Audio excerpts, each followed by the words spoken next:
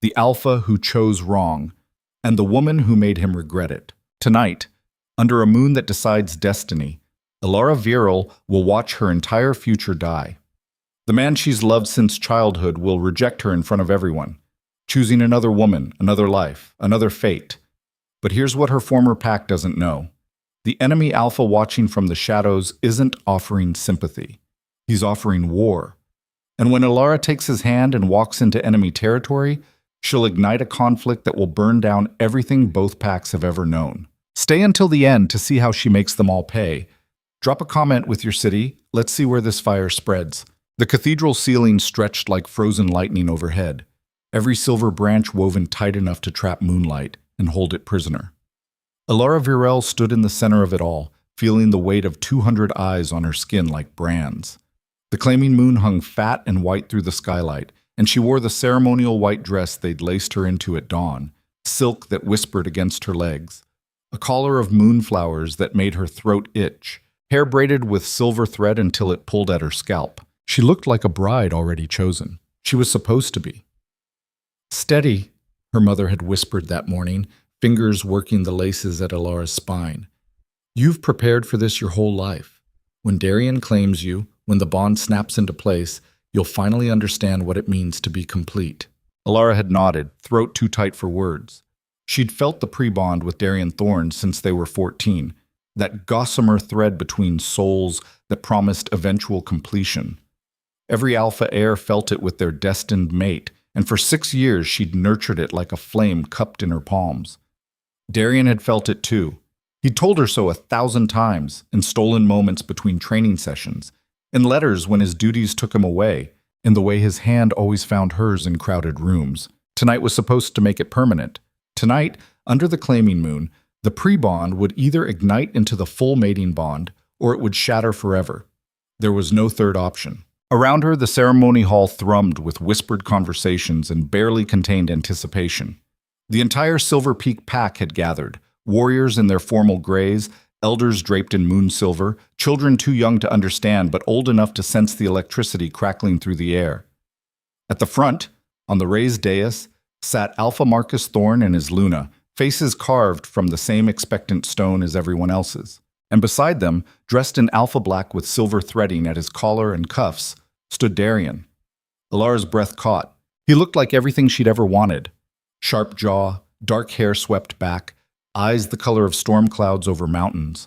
Tall enough to make her feel protected, strong enough to lead their pack into the next generation, beautiful enough to make her 14-year-old self fall stupid and hard. He wasn't looking at her yet, his attention fixed somewhere in the middle distance, face composed, breathing steady. But he would look. Any moment now, the ceremony would begin, and he'd turn those gray eyes on her, and everything would finally click into place. The claiming moon reaches its apex. The elder's voice cut through the murmurs, ancient and rough as tree bark. "We gather tonight to witness destiny, to watch the bond between alpha and mate forge itself under sacred light, to see our future secured." The crowd fell silent. Elara's heart hammered against her ribs so hard she wondered if people could see it moving beneath the silk. Her hands trembled at her sides. She forced them still. "Alpha heir Darien Thorne," the elder turned to him. "Step forward and claim your mate." This was it. Darien moved, fluid, controlled, every inch the alpha he'd been trained to become. He descended the dais steps, boots silent on marble, and Elara felt the pre-bond between them flutter like a bird's wings against her chest. Recognition. Anticipation. She took a breath and prepared to step forward, prepared to meet him halfway like they'd practiced, prepared to... Darien walked past her. The world tilted. Elara's foot, already raised, froze mid-step. Her breath stopped. Her vision narrowed to a tunnel, and at the end of that tunnel was Darien's back, moving away from her, moving toward... No. He stopped in front of Sarah Blackwood, a beta's daughter. Pretty in a soft, conventional way, with golden hair and doe eyes and absolutely no claim to an alpha bond. She stood near the eastern wall, shock blooming across her face like blood in water. "I claim you," Darien said, voice steady as stone, "under the claiming moon, before our pack, before the gods themselves. I claim Sarah Blackwood as my mate." The bond slammed into place between them, Elara could feel the shockwave of it roll across the room, could see the way Sarah's knees buckled and Darian caught her, could watch the pre-bond she'd felt with him for 6 years just vanish. Not shatter, not break, just disappear, like it had never existed at all. Like it had been nothing but a lie her soul told itself. Someone gasped, then another. Then the entire hall erupted into chaos. What? Did he just... But Elara was supposed to... The pre-bond I thought they had... Elara stood frozen in her white dress, moonflowers wilting at her throat, silver thread pulling at her scalp, surrounded by 200 people watching her entire future die in real time. Her hands had gone numb. Her chest felt cracked open. She couldn't breathe right. Each inhale came shallow and wrong, like her lungs had forgotten their purpose. Darian turned then, Sarah tucked against his side, her hand pressed to her heart like she couldn't quite believe what was happening. His storm cloud eyes found Elara's across the space between them, and there was nothing. No regret. No apology. Just a clean, clinical distance that told her everything she needed to know. This hadn't been impulse. This had been decided, planned. He'd known he was going to do this, and he'd let her stand there anyway, dressed like his bride, waiting like a fool. Elara! Her mother's hand landed on her shoulder, gripped too tight, voice pitched low and urgent. Elara, breathe, just breathe. We'll figure this out. We'll get away from me. The words came out flat, dead. Sweetheart, please, don't touch me. Elara stepped away from her mother's hand, away from the crowd pressing in with their pity and their shock and their rabid curiosity. Her legs moved on instinct, muscle memory carrying her when her brain had gone static and white. She had to get out. The crowd parted for her. Of course it did. They were probably terrified she'd collapse, scream, make a scene. Elara Varel, the almost Luna, rejected under the claiming moon in front of everyone who mattered. Poor thing. Humiliated thing. Broken thing. She walked, head high, spine straight, hands loose at her sides even though she wanted to curl them into fists and break something. The ceremonial hall's massive doors stood open to the courtyard beyond, and Elara moved toward them like a woman walking toward her own execution, composed, hollow, already dead inside. No one stopped her. She made it through the doors, made it down the marble steps, made it across the moonlit courtyard to the fountain at its center before her legs finally gave out. Elara caught herself on the fountain's edge, fingers gripping stone so hard her knuckles went white. Her reflection stared up from the water, pale face, dark eyes, moonflowers hanging limp, silver thread catching the light. She looked like a ghost. She felt like one. Fuck! The word ripped out of her, ugly and raw. Fuck, fuck, fuck. Interesting vocabulary for a rejected bride. Elara's head snapped up. A man stood at the courtyard's northern edge, half in shadow, moonlight cutting across his features in sharp relief. Tall. Taller than Darian by at least 2 inches. Broader through the shoulders. Hair dark as pitch and eyes darker, watching her with an intensity that made her wolf stir uneasily beneath her skin. She knew that face. Everyone in Silver Peak knew that face. Riven Kael, Alpha of Draverin, leader of their oldest, bitterest enemy. What the fuck are you doing here? Elara's voice came out hoarse. She didn't move from the fountain, didn't straighten, didn't bother pretending she was anything other than shattered. This is Silver Peak territory. You cross our borders during a claiming moon ceremony, and you're asking for war. I'm here under truce. Riven stepped forward, and the movement was predatory. Controlled, deliberate, every muscle coiled and ready. Your alpha invited me, political courtesy between packs. Although... His gaze swept over her, taking in the white dress, the wilting flowers, the way she was gripping the fountain like it was the only thing keeping her upright. I'm starting to think the invitation had a different purpose. Elara's stomach turned to ice. What? Did you really not know? Riven moved closer, boots silent on stone. Darian Thorne has been negotiating with my pack for months. Trade agreements, territory disputes. He wanted to prove himself capable before taking over as alpha. He stopped 3 feet away, close enough that she could see the scar cutting through his left eyebrow, the way his jaw flexed when he spoke. Part of those negotiations involved removing obstacles to his leadership. The words took a moment to land. When they did, Elara felt something crack open in her chest, something hot and vicious that tasted like rage. Obstacles.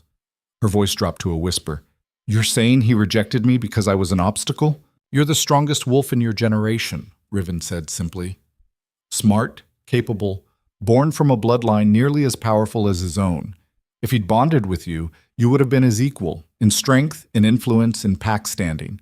He needed someone softer, someone who'd defer to him, someone who'd make him look strong instead of sharing that strength. Sarah, beta-born, gentle, trained in healing and hospitality instead of combat. The perfect Luna to stand behind her alpha, never beside him. He used me. Elara's hand started shaking. He felt the pre-bond, told me we were fated. Let me believe. Her voice cracked. He used me to keep me compliant until he found someone better suited to his ambitions. Yes. And you knew. Elara's eyes snapped to Riven's, fury igniting like kindling. You negotiated with him. You helped him plan this. You're just as culpable, you piece of I told him it was a mistake. Riven's voice cut through hers, cold and sharp. I told him rejecting you would create an enemy more dangerous than any alliance could counter. I told him you'd burn his pack to ash before you let this go. His mouth curved into something that wasn't quite a smile. He didn't listen. Elara stared at him, chest heaving, vision swimming with tears she refused to let fall. Behind her, inside the ceremonial hall, she could hear the murmur of voices rising again, shock giving way to gossip, gossip giving way to speculation about what she'd do next. They expected her to cry, to break, to slink away in shame and spend the next decade rebuilding her shattered reputation, while Darian and Sarah lived the life that was supposed to be hers. What do you want? Elara's voice came out raw. You didn't stay here just to watch me fall apart. No. Riven took another step closer, and this time Elara didn't back away. I stayed to make you an offer. I don't want your pity. Good, because I'm not offering it. His dark eyes held hers, unflinching. I'm offering you power, territory, a position that will make Darian Thorne choke on his regret every time he hears your name. Elara's breath caught. What are you talking about? Marry me. The words dropped between them like stones into still water. Bond with me. Become Luna of Dravarin and co-alpha of the most feared pack in the territories. Show Silver Peak exactly what they threw away. For a moment, Elara couldn't process the words. They sat in her ears like a foreign language, incomprehensible. You want me to... You're asking me to marry you. Right now. After... She gestured vaguely at herself, at the fountain, at the disaster behind her. After all this, I'm asking you to choose yourself. Riven's voice dropped lower, intimate despite the distance still between them. I'm asking you to take the life you were supposed to have and remake it into something bigger, something that belongs to you, not to the man who threw you away. We're enemies, Elara said weakly. Our packs have been at each other's throats for generations. You expect me to just... I expect you to be smart enough to recognize an opportunity. Riven tilted his head slightly, studying her. You have two choices, Elara Varel. You can go back inside that hall, paste on a brave face, and spend the rest of your life watching Darian build the future you were promised. Or you can come with me. Cross into Dravarin territory. Take a crown without love, yes, but take it anyway. Make it yours. Make him regret ever thinking you were disposable. Elara's throat worked. Her hands were still shaking.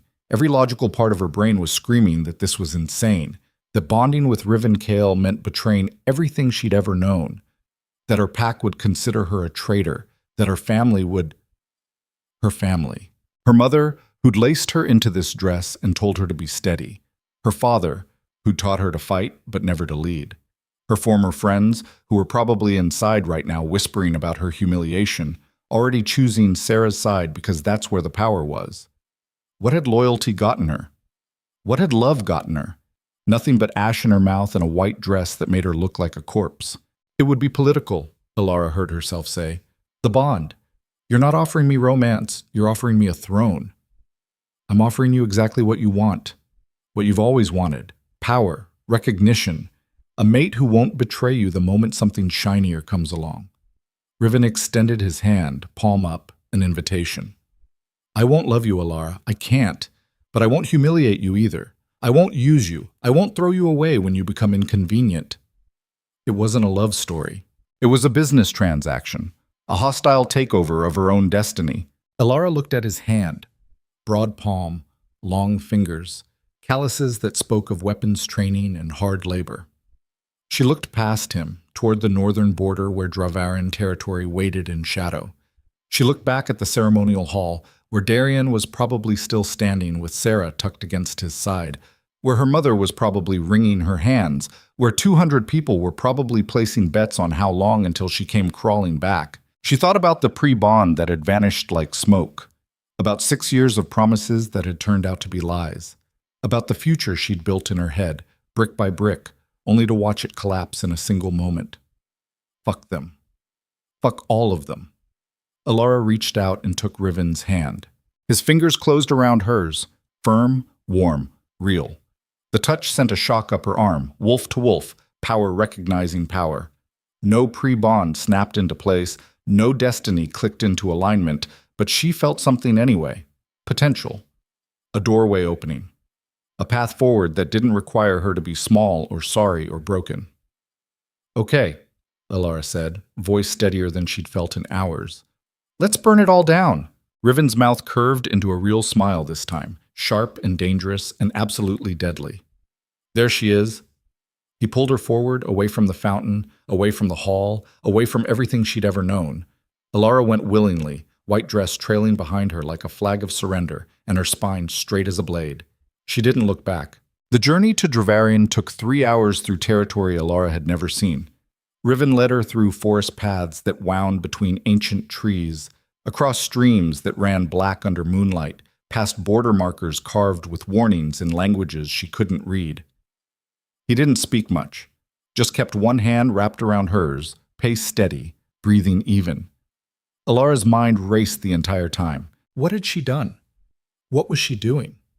She'd just accepted a marriage proposal from her pack's enemy, agreed to bond with a man she barely knew, committed herself to a life in hostile territory where everyone would view her as a traitor and a threat. But every time panic tried to claw its way up her throat, she remembered Darian's face, the clinical distance in his eyes, the way he'd walked past her like she was furniture. The rage kept her moving forward. Dawn was breaking when they reached Dravaran's fortress, a massive structure of black stone and iron gates, built into the mountainside like something grown rather than constructed. Torches burned at intervals along the walls, casting orange light across battlements where guards watched their approach with hands on weapons. "That's our Luna?"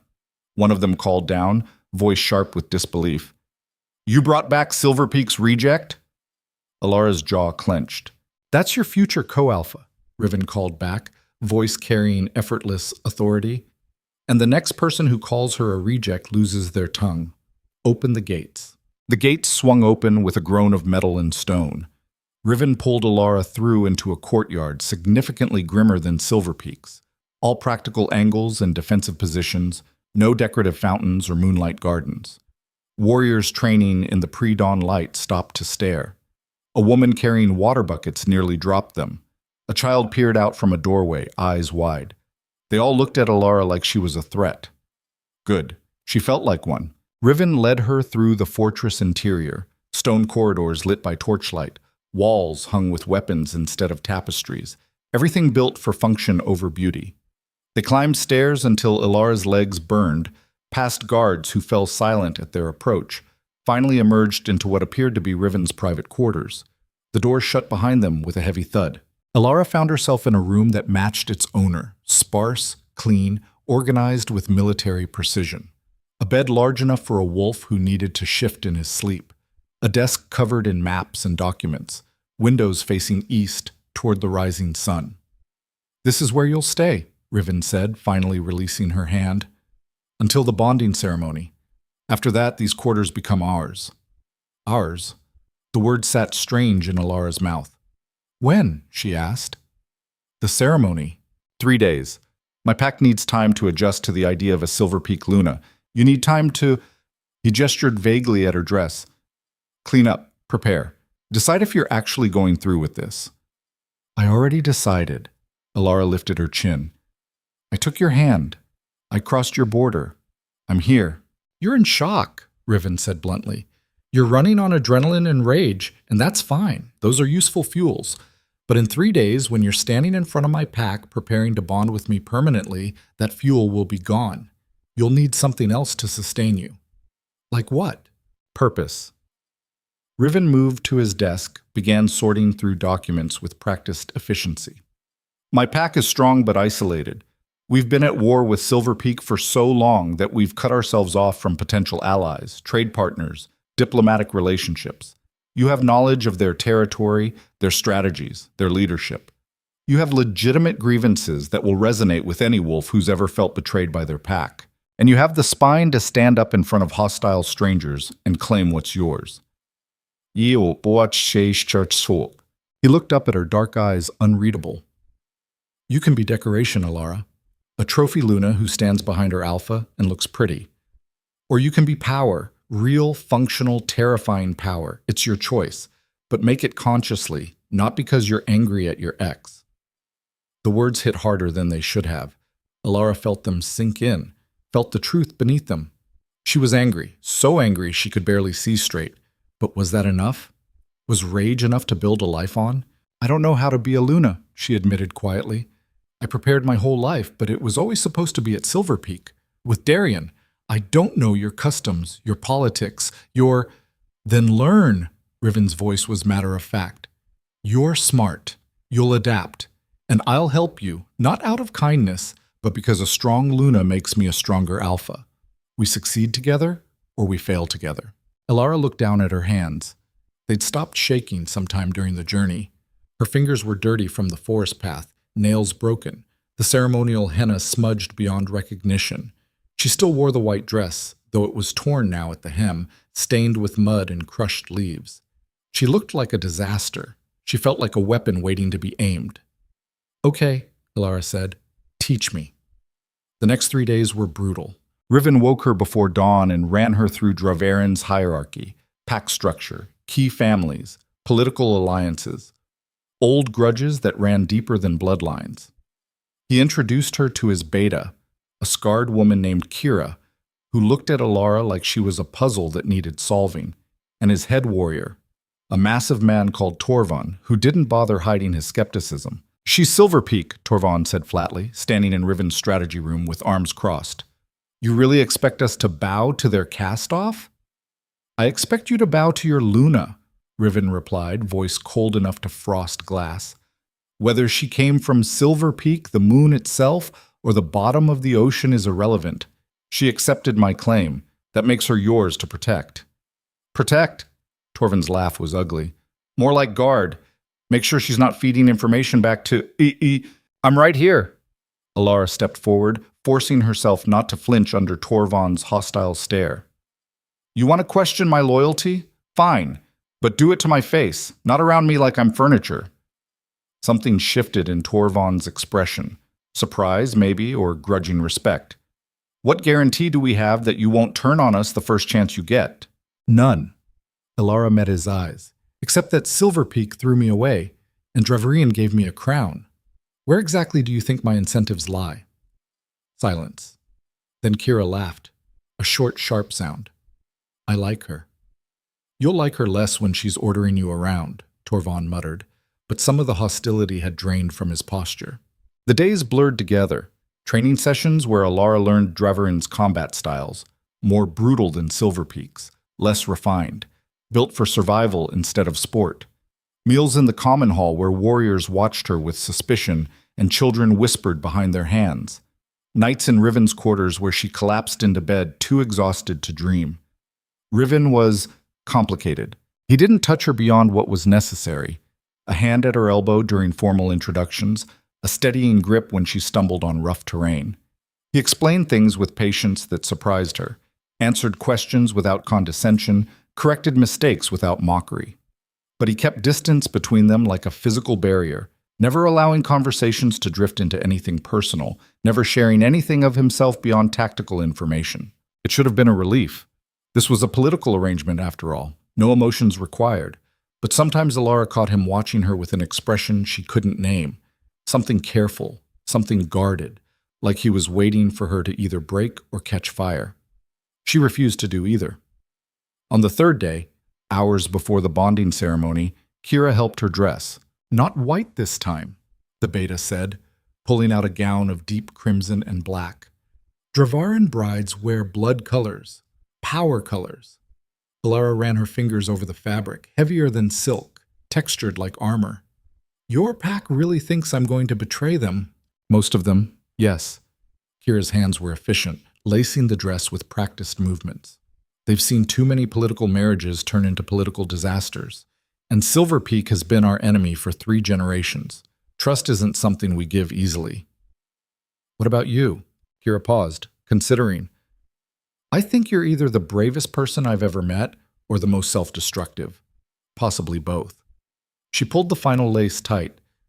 But Riven chose you, and Riven doesn't make stupid choices, so I'm reserving judgment. Comforting? I'm not here to comfort you. Kira stepped back, assessing. I'm here to make sure you don't get yourself killed. Now look. She turned Elara toward a mirror. The woman staring back was almost unrecognizable. The dress hugged her frame like a second skin, crimson bleeding into black at the edges, cut to emphasize strength instead of softness.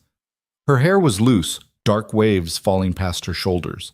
No flowers this time, no silver thread. Just her face, sharper than it had been 3 days ago, eyes harder, mouth set in a line that promised violence to anyone who tested her. She looked like a Luna. She looked dangerous. Good, Kira said quietly. Now let's go claim what's yours. The bonding ceremony took place in Dravaran's Great Hall, a cavernous space lit by braziers, packed with wolves in formal dress who fell silent when Elara entered. She felt their eyes like pressure against her skin, felt their judgment, their skepticism, their hostility. She kept her spine straight and walked toward the dais where Riven waited. He wore black on black, silver threading at his collar catching the firelight. His dark eyes tracked her approach with that same guarded intensity, and when she reached him, he extended his hand. Elara took it. The hall remained silent as the elder stepped forward, a different elder than Silver Peak's, this one with scars running down both arms and a voice like gravel. We gather tonight to witness a bond forged in choice, not destiny, the elder said. Alpha Riven Kale has chosen Elara Virel as his mate and co-alpha. Do any challenge this claim? Alara's heart hammered. This was the moment. If anyone in Dravaran was going to object, was going to call her a spy or a traitor or unfit, this was when they'd... Silence. No one spoke. The elder nodded, satisfied. Then let the bond be sealed. Riven pulled Elara closer, and for the first time since that night in Silver Peak's courtyard, she felt something, a flutter in her chest, recognition sparking between them. Not the pre-bond she'd felt with Darian, something different, darker, stranger. This is permanent, Riven said quietly, meant only for her. Once the bond takes, there's no breaking it. Last chance to run. Elara looked up at him, at this man who was offering her power instead of love, alliance instead of affection, a crown forged in defiance instead of destiny. I'm not running, she said. Riven's mouth curved slightly. Then he bit down on his own palm, drawing blood, and extended it to her. Elara did the same, teeth breaking skin, blood welling hot and red. She pressed her bleeding palm to his. The bond hit like lightning. Elara gasped, knees buckling, Riven's arm wrapping around her waist, the only thing keeping her upright. She could feel him, not just physically, but deeper. Soul to soul, power to power, his strength pouring into her veins, her fire flooding into his, the two of them tangling together until she couldn't tell where she ended and he began. But underneath it all, beneath the raw power and connection, she felt something else. Cold. Not the cold of winter or snow or ice. This was different, unnatural, like something frozen deep in Riven's chest where warmth should be, something locked away so tightly that even the bond couldn't quite touch it. His soul wasn't cold. It was frozen. Elara's eyes flew open, meeting Riven's. For just a moment, she saw something flash across his face. Surprise, maybe fear, something quickly hidden behind his usual control. Then it was gone. The bond settled into place, permanent and absolute. The hall erupted into formal acknowledgement. Not cheers, but the rhythmic stamping of feet against stone that Dravaran wolves used to signal acceptance. Elara was Luna now, co-alpha. permanently bound to a man whose soul felt like winter locked in chains. What did you do? She whispered against his chest, still pressed close, still feeling that unnatural cold threading through their bond. Riven's arm tightened around her waist. What I had to, he said quietly. Same as you. Then he stepped back, released her, turned to face his pack with the same controlled authority he always wore. You're Luna, he announced. My mate. Anyone who questions her answers to me. The stamping intensified. Acceptance. Agreement. But Elara barely heard it. She was too focused on the bond humming in her chest, on the cold she could feel beneath Riven's skin, on the sudden, horrible certainty that she'd just tied herself permanently to a man with secrets that might destroy them both. The celebration, if it could be called that, lasted hours. Formal acknowledgments from pack families, toasts that tasted more like warnings, Kira staying close, a silent guardian, while Torvon watched from across the room with suspicion that hadn't quite faded. Elara smiled until her face hurt, accepted congratulations that rang hollow, played the part of confident Luna while her mind raced. What was wrong with Riven? What was that cold she'd felt? Why did his soul feel like something locked away deliberately, frozen to prevent what? Feeling? Connection? You're thinking too loud, Riven murmured, appearing at her elbow with a cup of something that smelled like pine and smoke. Drink. It'll help. Elara took the cup but didn't drink. What happened to you? That's not a conversation for our bonding celebration. When then? Riven's jaw flexed. Around them, the celebration continued, music starting up, wolves beginning to dance, the atmosphere slowly shifting from hostile to merely wary. Later, when we're alone. We're bonded now, Elara said quietly. Permanently. I can feel something wrong in you, Riven. I can feel it through our connection. So either tell me what it is, or I'm going to assume the worst. For a long moment, he didn't answer. Just stood there, cup in hand, watching the celebration with eyes that saw something else entirely. Then, not here. He took her hand. Still strange, still new, this casual touch that now meant permanent connection, and led her out of the great hall. Through corridors she was starting to recognize. Upstairs she'd climbed a dozen times, back to the quarters that were now officially theirs. The door closed. Silence fell. Riven moved to the windows, staring out at Dravaran territory spread beneath them in moonlight and shadow. I didn't want to bond with anyone, he said finally. For good reason. Elara waited. My bloodline carries a curse. The words came out flat, clinical. Cast generations ago by someone we wronged. Winter magic, woven into our very souls. The more we feel, the more we love, the more the curse consumes us. It turns emotion into ice. Literally. Elara's breath caught. What? My father loved my mother desperately. The curse took him when I was 12, froze him from the inside out until there was nothing left but ice and death. Riven's hands curled into fists against the window ledge. I've spent my entire life learning to control it, to feel nothing, to keep the cold locked away where it can't spread. But you bonded with me. Elara moved closer, mind reeling. You chose to create a permanent connection despite knowing I chose you because I thought I could never love you. Riven turned and his eyes were devastated. You were Silver Peak's reject, a political arrangement, a practical alliance. I thought I could keep you at distance, could maintain control, could prevent the curse from ever taking hold because what I felt for you would never be real. The words hit like a physical blow, but I was wrong. Riven's voice dropped to barely above a whisper. I've been wrong from the moment you took my hand in that courtyard. You're not just political. You're not just practical. He cut himself off, but Elara heard what he didn't say. You're already under my skin. How long? She asked quietly. How long before the curse takes you? I don't know. My father lasted 15 years after bonding with my mother, but he loved her from the start. I'm trying not to feel anything for you at all, which means... Riven spread his hands helplessly. Maybe never. Maybe tomorrow. The curse responds to emotion, not logic. Elara sank onto the edge of the bed, mind racing. So we're bonded, permanently, and if you develop any real feelings for me, you'll freeze to death. Yes. And you didn't think to mention this before we made it permanent? Would it have changed your answer? Riven's eyes held hers. Would you have chosen differently? Elara opened her mouth to say yes, obviously. What kind of question was that? But she stopped, because she remembered standing in Silver Peak's courtyard, watching Darian choose another woman. Remembered the rage, the humiliation, the bone-deep certainty that she would rather die than go back inside that hall and face their pity. Would she have chosen differently, knowing Riven was cursed? I don't know, she admitted quietly. Well, Riven's mouth twisted into something bitter. Now you don't have a choice. We're bound, permanently. So we make it work. As a political alliance, as co-alphas, as anything except what causes the curse to activate. Which means never falling in love. Which means never falling in love. They stared at each other across the room, two people tied together by choice and circumstance, and a bond neither of them had fully understood when they'd forged it.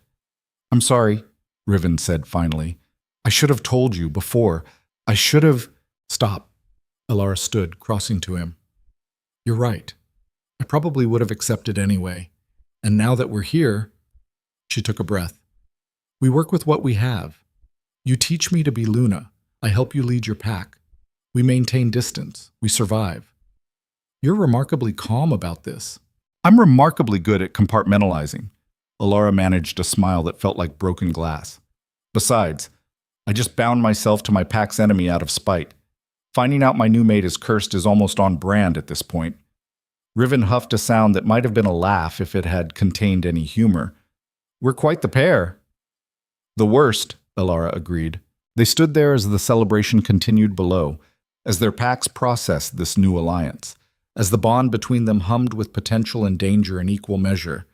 Elara could feel the cold in him even now, that frozen core where warmth should be. Could feel him holding himself back, maintaining iron control over emotions that might kill him if he let them loose.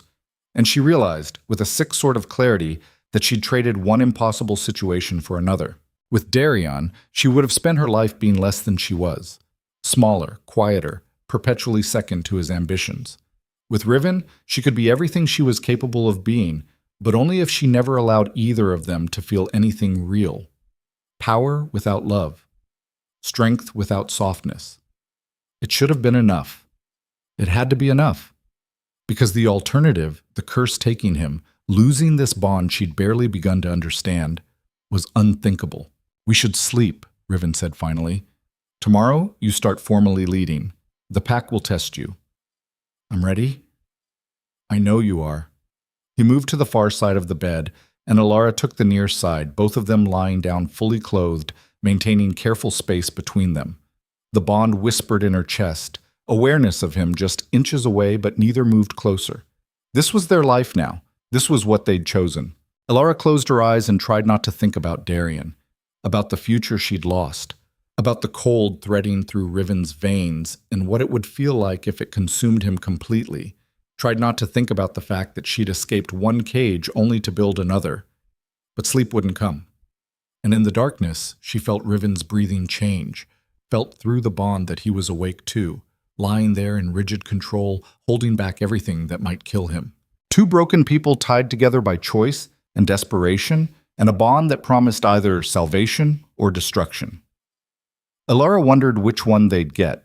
She was still wondering when dawn broke through the windows, painting Dravarin in shades of gray and gold, and Riven rose without a word to begin another day of practiced distance.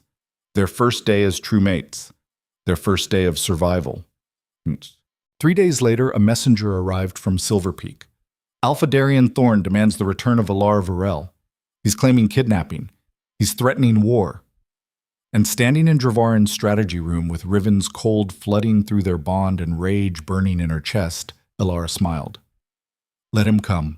The messenger stood in the center of Dravarin's strategy room, mud-splattered and breathing hard, letter clutched in one shaking hand. Young. Maybe 19, 20 at most. His scent carried Silver Peak all over it, pine and clean water, completely wrong for Dravarin's iron and smoke. Elara watched him from her position beside Riven's chair, arms crossed, face carefully blank. She could feel eyes on her, Kira to her left, Torvon near the door. A half-dozen other high-ranking wolves scattered around the room, all of them watching to see how she'd react, all of them waiting for her to break. "Read it," Riven said, voice flat. The messenger's hands trembled as he unfolded the letter.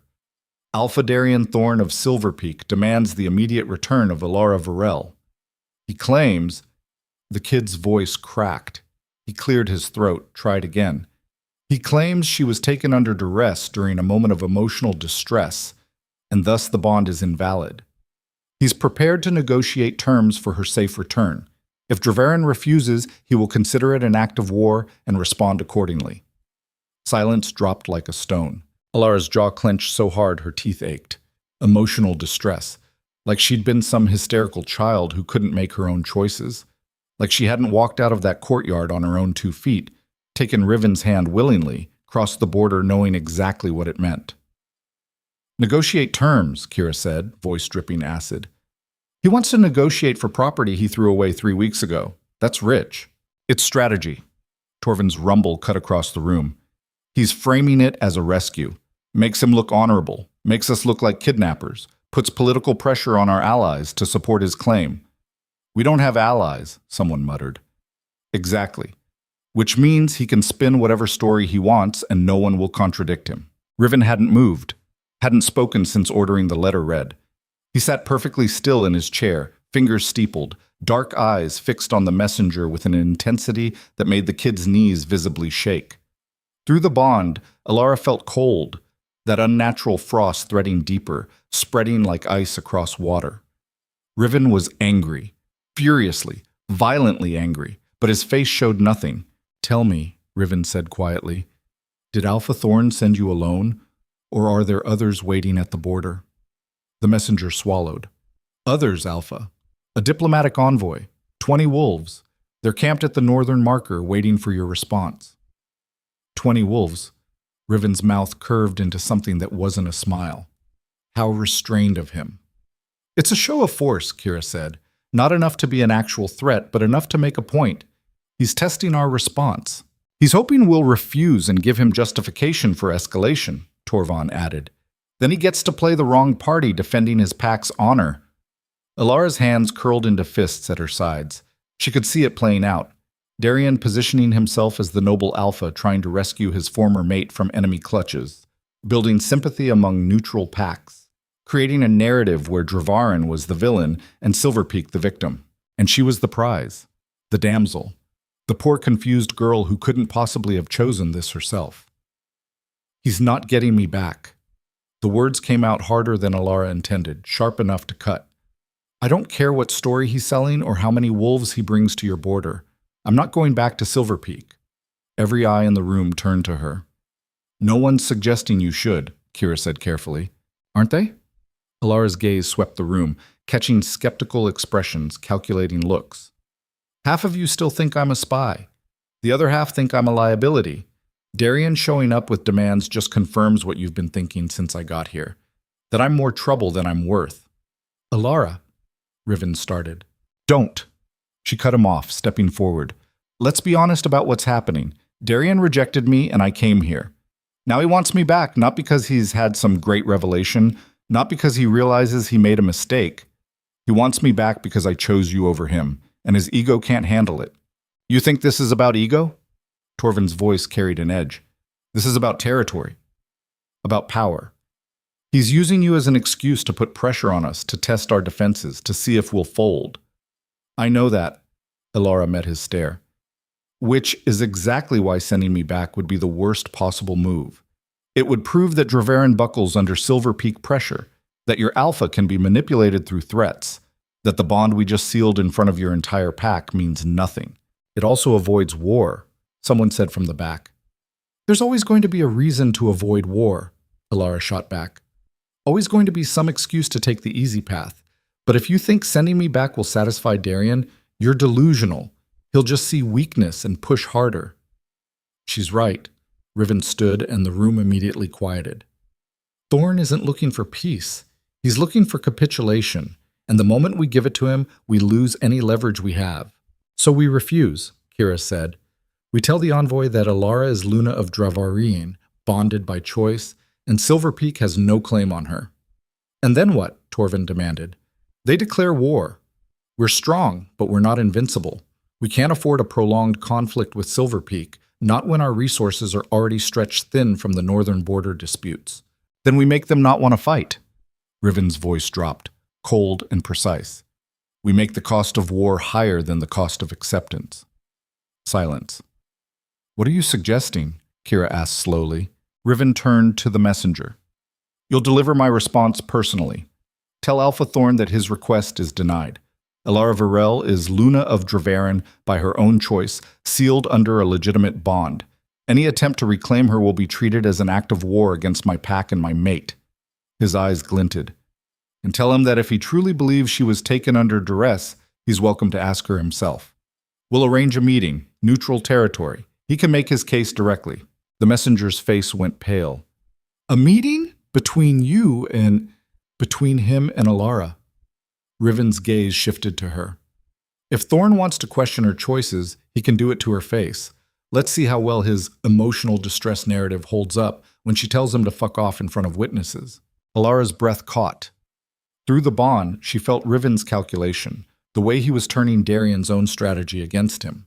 If Darian accepted the meeting, he'd have to face Elara directly, and everyone present would see that she wasn't some helpless victim. If he refused, he'd look like a coward hiding behind diplomatic channels. Either way, Silver Peak lost. That's a risk, Torvin said. What if Thorn tries something? An ambush, an abduction? Then we'll be ready. Riven's voice carried absolute certainty. The meeting happens on our terms, at a location we control, with security we choose. If Thorn wants his dramatic confrontation, he'll have it. But it'll be the last mistake he makes. I'll do it, Elara heard herself say.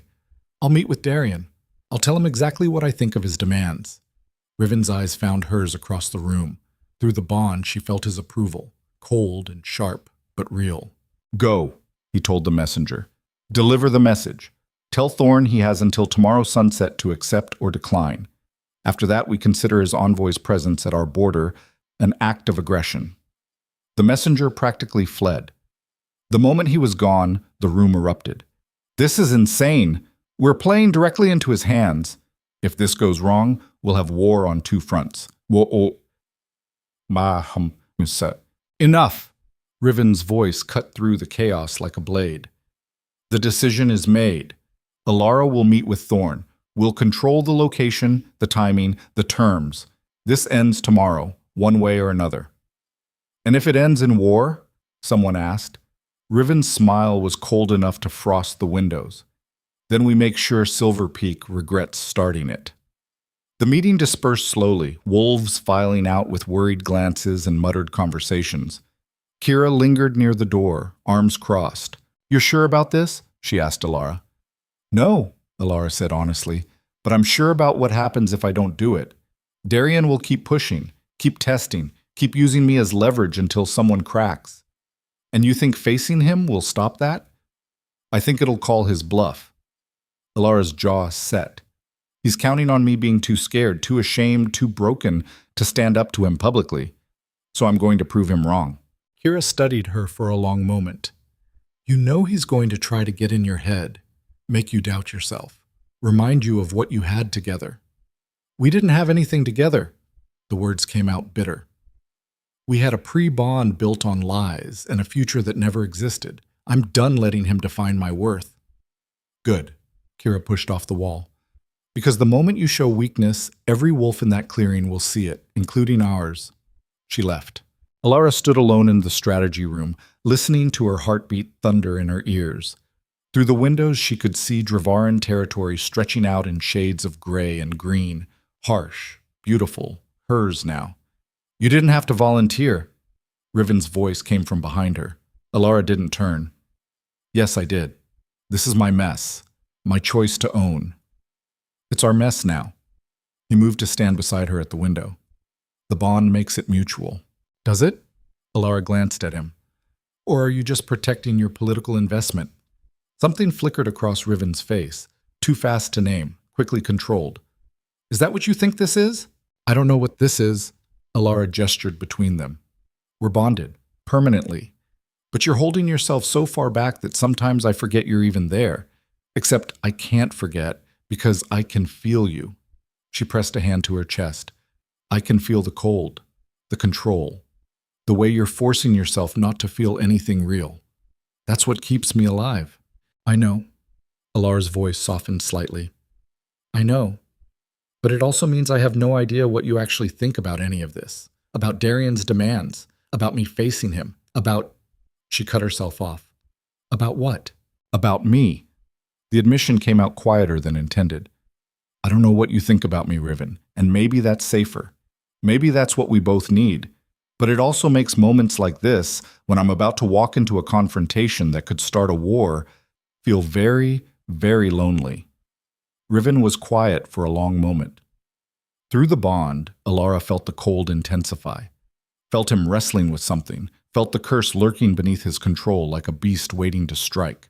I think, he said finally, that you're the most terrifying person I've ever met. Elara blinked. What? You walked away from everything you knew because you refused to accept being diminished. You crossed into enemy territory and claimed a crown most people would consider a death sentence. You've spent 3 weeks learning to lead a pack that doesn't trust you, and now you're volunteering to face the man who shattered you in front of everyone who matters. Riven's dark eyes met hers. You're either the bravest person I've ever encountered or completely insane. You said that about me once before. Kira did, but I agree with her. His mouth quirked slightly. And I think Thorn has no idea what he's created. He thought throwing you away would break you. Instead, he just freed you to become something he can't control. The words settled into Elara's chest, warm against the bond's cold. Not love, not even affection, really, but respect, recognition. It was enough. It had to be enough. Tomorrow, Elara said, we'll set the meeting for tomorrow. Neutral ground. I'll face him. I'll make it clear that I'm not going back, and then we deal with whatever comes next. Riven's hand found hers, brief, controlled, already pulling away. Together. Together, Elara echoed. But as she stood there watching darkness creep across Dreverin territory, she wondered what together actually meant when one of them was slowly freezing to death and the other was still burning from rejection. She wondered if they'd survive long enough to find out. The next day dawned cold and clear, the kind of morning that promised violence. Elara dressed in fighting leathers, practical, reinforced, the deep crimson and black of Dreverin colors. No ceremonial gowns this time, no pretty lies about what this meeting actually was. This was a confrontation. A challenge. A line being drawn in blood and bone. Kira helped her strap weapons into place. A blade at her hip, another at her thigh, silver-tipped in case things went truly wrong. You won't need them, Kira said, but her hands were efficient, checking each buckle twice. Riven's bringing 30 wolves, Torvon's leading security. If Thorn tries anything, he'll be dead before he takes 2 steps. I know, Elara tested the blade's weight, but I like knowing they're there anyway. Good instinct. Kira stepped back, assessing. You look like a Luna. I look like a weapon. Same thing, in Dreverin. They met Riven in this courtyard. He wore full alpha regalia, black armor reinforced with iron, weapons strapped across his back, hair pulled back to expose the sharp angles of his face. He looked like war itself. Ready? He asked. Elara nodded. The location Riven had chosen was a clearing 2 hours north, technically neutral ground, but close enough to Dreverin's border that reinforcements could arrive quickly if needed. They traveled in formation, Elara and Riven at the center, warriors surrounding them in defensive positions. No one spoke during the journey. The only sounds were footsteps on frozen ground and the occasional rustle of wind through bare branches. Elara used the silence to prepare herself, to remember every moment of that night in Silver Peak's courtyard, every second of humiliation, every breath of rage.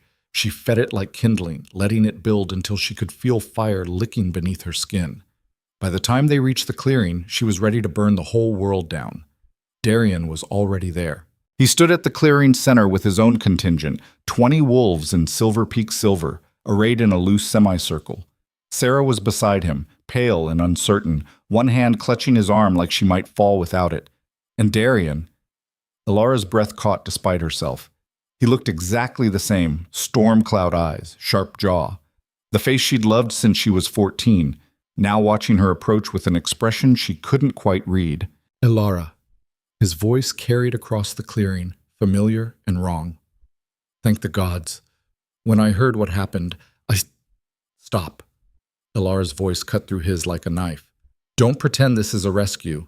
Don't insult both our intelligences by acting like you're here out of concern. Darian's expression flickered. You don't understand what you're... I understand perfectly. Elara stepped forward, away from Riven's protective circle. You rejected me. Publicly. In front of our entire pack. You chose another woman and left me standing there like garbage you'd thrown away. I made a mistake.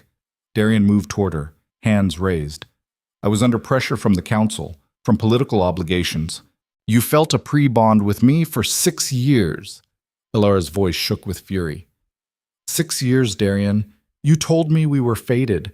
You let me believe we had a future, and then you walked past me like I was nothing. I panicked. He was closer now, close enough that she could see the desperation in his eyes. I made the wrong choice, but I'm here now trying to fix it. Come back with me. We can... We can what? Elara laughed, sharp and cruel. Pretend it didn't happen? Go back to the way things were? You're already bonded to Sarah. That's permanent. There's no undoing it. The council can grant an annulment. Under extreme circumstances, no. Sarah's voice, small but firm, cut through. She stepped away from Darian, face pale but determined. No annulments. I'm not going to be thrown away like Elara was just because you changed your mind. Darian's jaw clenched. Sarah, this isn't about... It's exactly about that. Sarah's hands trembled, but she kept talking. You chose me. You bonded with me. You don't get to take it back now because it's politically inconvenient. This is more complicated than... It's really not. Elara cut in, and despite everything, she felt a flicker of respect for Sarah. You made your choice, Darian. You got exactly what you wanted. A Luna who'd defer to you, who'd make you look strong, who'd never challenge your authority. That's not what I... Then why did you reject me? Elara's voice dropped to something dangerous. Tell me the real reason, not the political pressure bullshit, not the council, the actual reason you walked past me that night. Silence dropped like a hammer. Darian stood frozen, jaw working, eyes trapped between Elara and the wolves watching from both sides. Because you scared me, he said finally. Because bonding with you would have meant sharing power instead of holding it. Because you're too strong, too capable, too much of everything I needed to not be. There it was. The truth she'd known in her bones but never heard spoken aloud. So you chose weakness instead, Elara said softly. You chose someone you could control. I chose someone who'd support me instead of competing with me. Same thing. Elara's smile was cold. And now you want me back because I became exactly what you were afraid of. I crossed into enemy territory. I bonded with an alpha stronger than you. I claimed power you can't touch, and your ego can't handle it. This isn't about ego. Everything with you is about ego. Elara took another step forward, and Darian actually flinched. You're not here to rescue me. You're here because watching me thrive somewhere else makes you look weak. Because every day I stand as Dravarin's Luna is another day everyone in Silver Peak remembers you threw away someone better than what you kept. Darian's face flushed. You think you're better off with him? He jerked his head toward Riven. With Dravarin? They're using you, Elara. You're a political token, a trophy to wave at Silver Peak. I'm a co-alpha, Elara interrupted. I lead beside Riven, not behind him. I make decisions that matter. I have power that's actually mine, not borrowed from a mate who might revoke it whenever I become inconvenient. He doesn't love you. Darian's voice turned desperate. Whatever bond you have, it's not real. It's not like what we had wasn't real either. Elara's voice was quiet now, deadly. It was a pre-bond built on lies and broken the moment you decided I was disposable.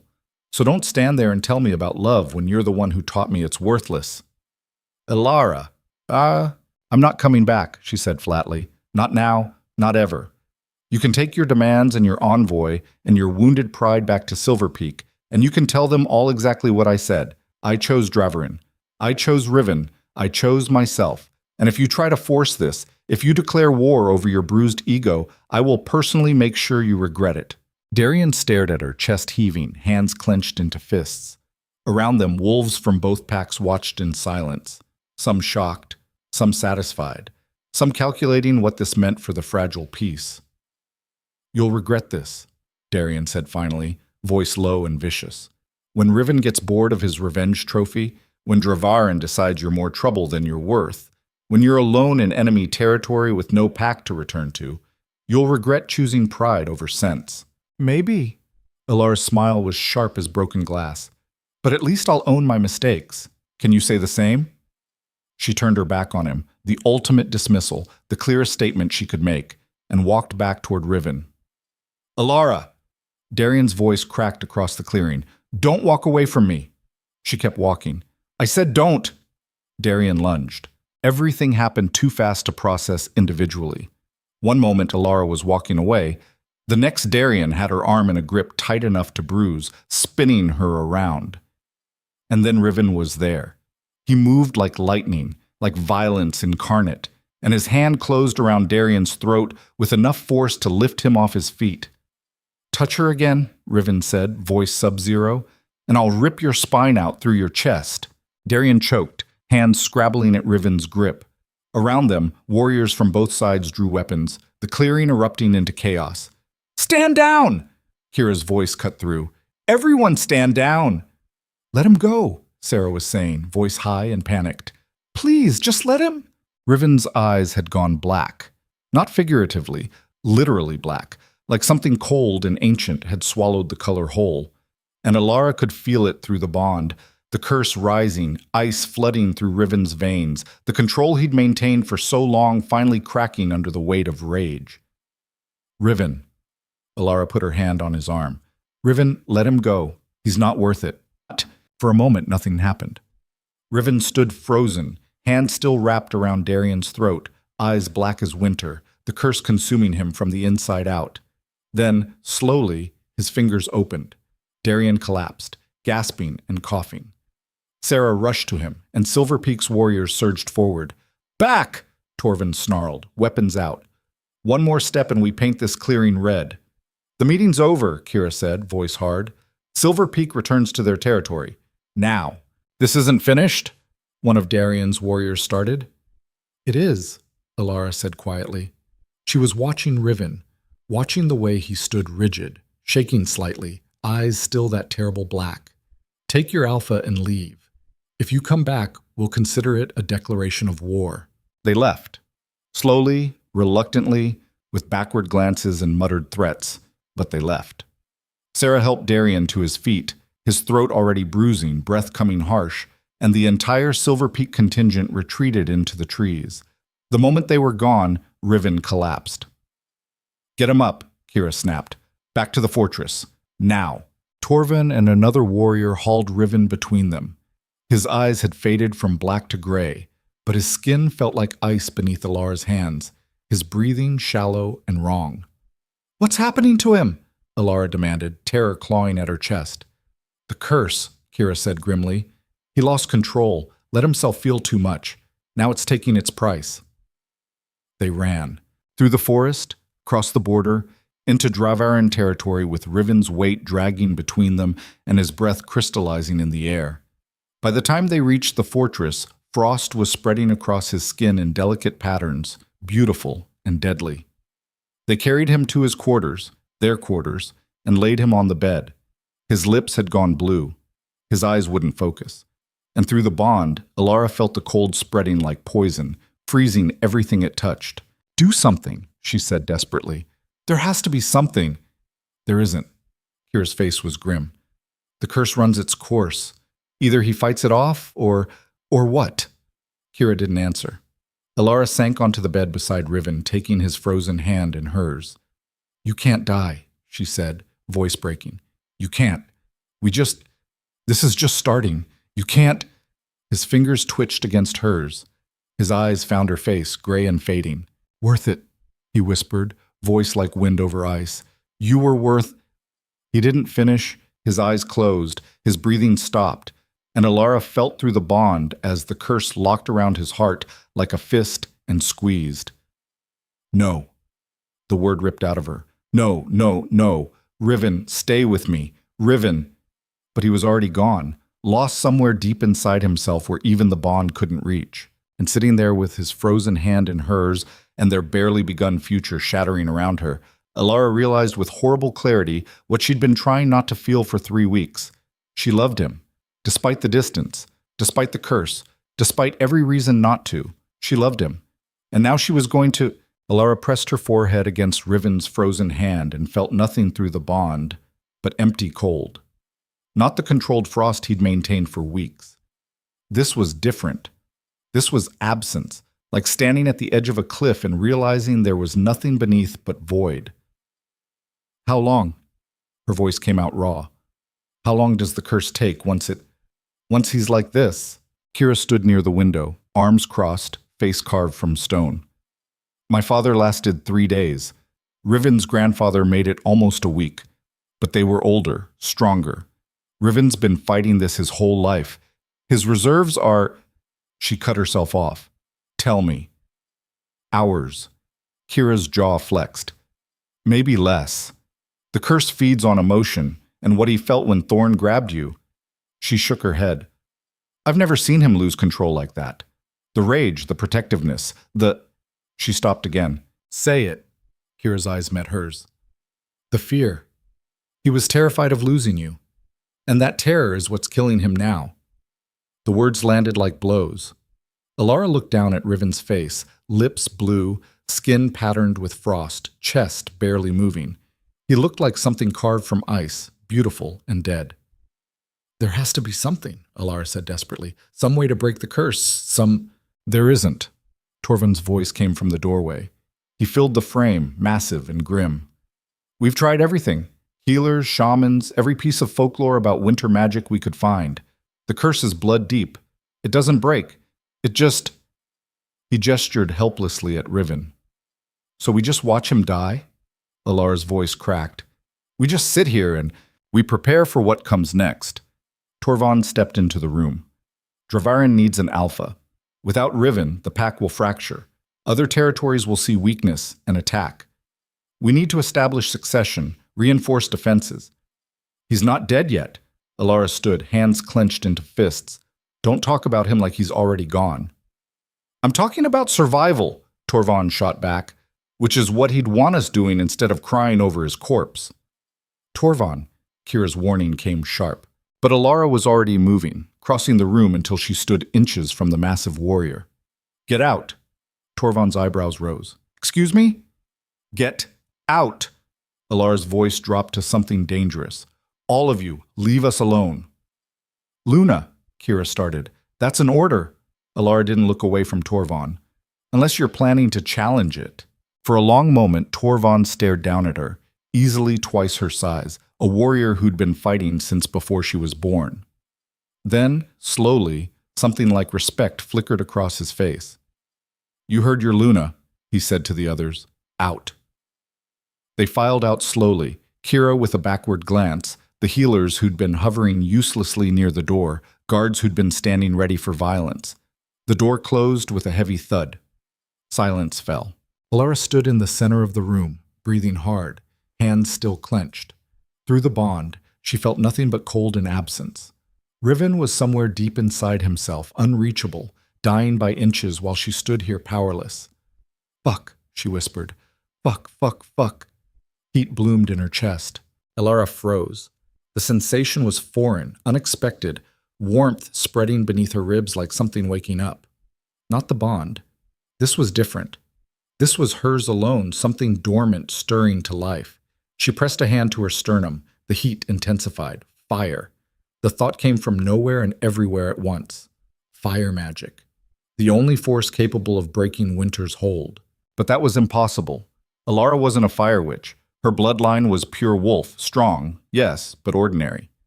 There was no magic in her family history, no legends of elemental power. She was just... The heat pulsed again, stronger this time, hot enough to make her gasp. Elara stumbled to the bed, sank down beside Riven's frozen form. His hand was ice beneath hers, his breath crystallized in the air. Dying. He was dying because he'd felt too much, because the curse punished emotion with death, because loving someone meant destroying yourself.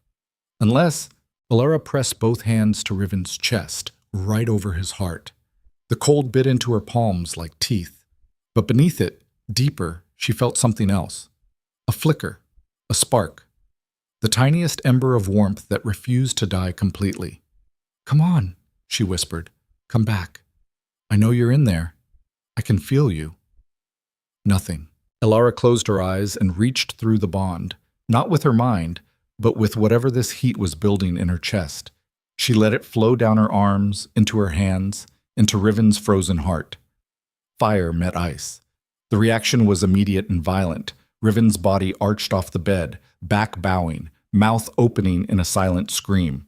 Frost spread faster across his skin. Defense mechanism, the curse fighting back against the intrusion. "No!" Elara pushed harder, pouring more heat into him. "You don't get to take him. You don't—" The bedroom door slammed open. Alara's eyes snapped up to see an old woman standing in the doorway, ancient, bent, wrapped in robes the color of fresh snow. Her eyes were white as milk, unseen and all-seeing at once. "Stop!" The woman's voice was cracked ice. "You're killing him faster. I'm trying to save him. You're feeding the curse." The woman moved into the room with surprising speed. Fire accelerates winter magic, makes it burn hotter, colder, deadlier. What you're doing is mercy in reverse. Elara jerked her hands away from Riven's chest. The heat in her own chest guttered and died. "Who are you?" "I'm the one who cast the curse." The old woman's smile was gentle and terrible. "And I'm here to collect what's owed." The world tilted. Elara stared at this ancient creature, mind refusing to process the words. "You... what?" 30 years ago, Riven's father killed my daughter." The woman moved to the bedside, looking down at Riven with something like fondness. "Slaughtered her during a territorial dispute, so I cursed his bloodline. Every Kael who loves dies. Simple, elegant, fair." "Fair?" Alara's voice came out strangled. "You cursed an entire family because of one man's actions?" "I cursed the line that produced him." The old woman's white eyes shifted to Elara. "And it's worked beautifully. Riven's father froze to death. His grandfather before that. Every Kael Alpha for 3 generations dying the moment they felt something real." Her smile widened. "Until now." "What do you mean, until now?" "You were supposed to be different." The woman circled the bed slowly. "When Riven chose you, I thought finally he'd found someone cold enough to match him. Someone who'd want power more than love. Someone who'd keep him safe from his own heart." Elara's blood ran cold. You knew about me? About us? I've been watching Riven his whole life." The woman's voice was almost affectionate. "Making sure the curse stayed active. Making sure he never found a loophole. And you were perfect. A rejected bride, and angry and ambitious, looking for revenge instead of romance." She tilted her head. "But then you went and ruined it." "Ruined what?" "You fell in love with him." The accusation hung in the air like poison. "Despite everything, despite knowing better, you let yourself feel something real, and now he's dying because he felt it back." "That's not—" "I don't—" Elara's throat closed. "Don't bother lying." The old woman waved a dismissive hand. "I can see it in you. Taste it on the air. You love him. And the moment he realized it, the moment he let himself love you back." She gestured at Riven's frozen form. "The curse took its price." Elara looked down at Riven, at the ice spreading across his skin, at his chest barely moving, at the bond between them that had become a death sentence. "Break it," Elara said hoarsely. "The curse. Break it. I'll give you anything." "There's nothing to break." The old woman's smile turned pitying. "The curse is woven into his blood, into his bones. It's as much a part of him as his wolf. The only way to remove it is to remove him." "Then what do you want?" Elara's hands clenched. "Why are you here? To gloat? To watch him die? I'm here because you have something I need." The old woman's white eyes fixed on Elara with uncomfortable intensity. "Fire magic, dormant for generations, buried so deep you didn't know it existed. But it's there.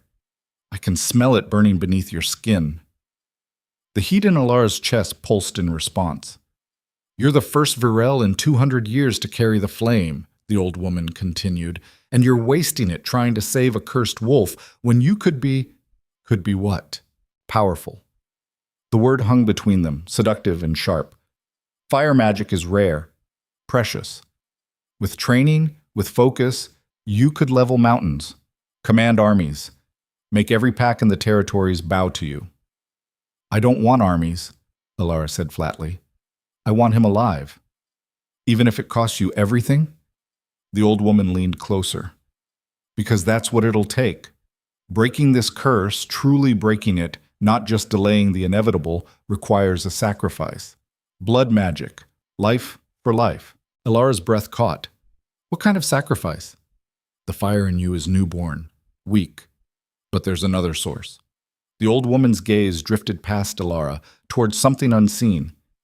Another bloodline with power that could shatter winter magic completely. All you have to do is take it. Take it from where? From the one who orchestrated all of this. The old woman's smile turned sharp.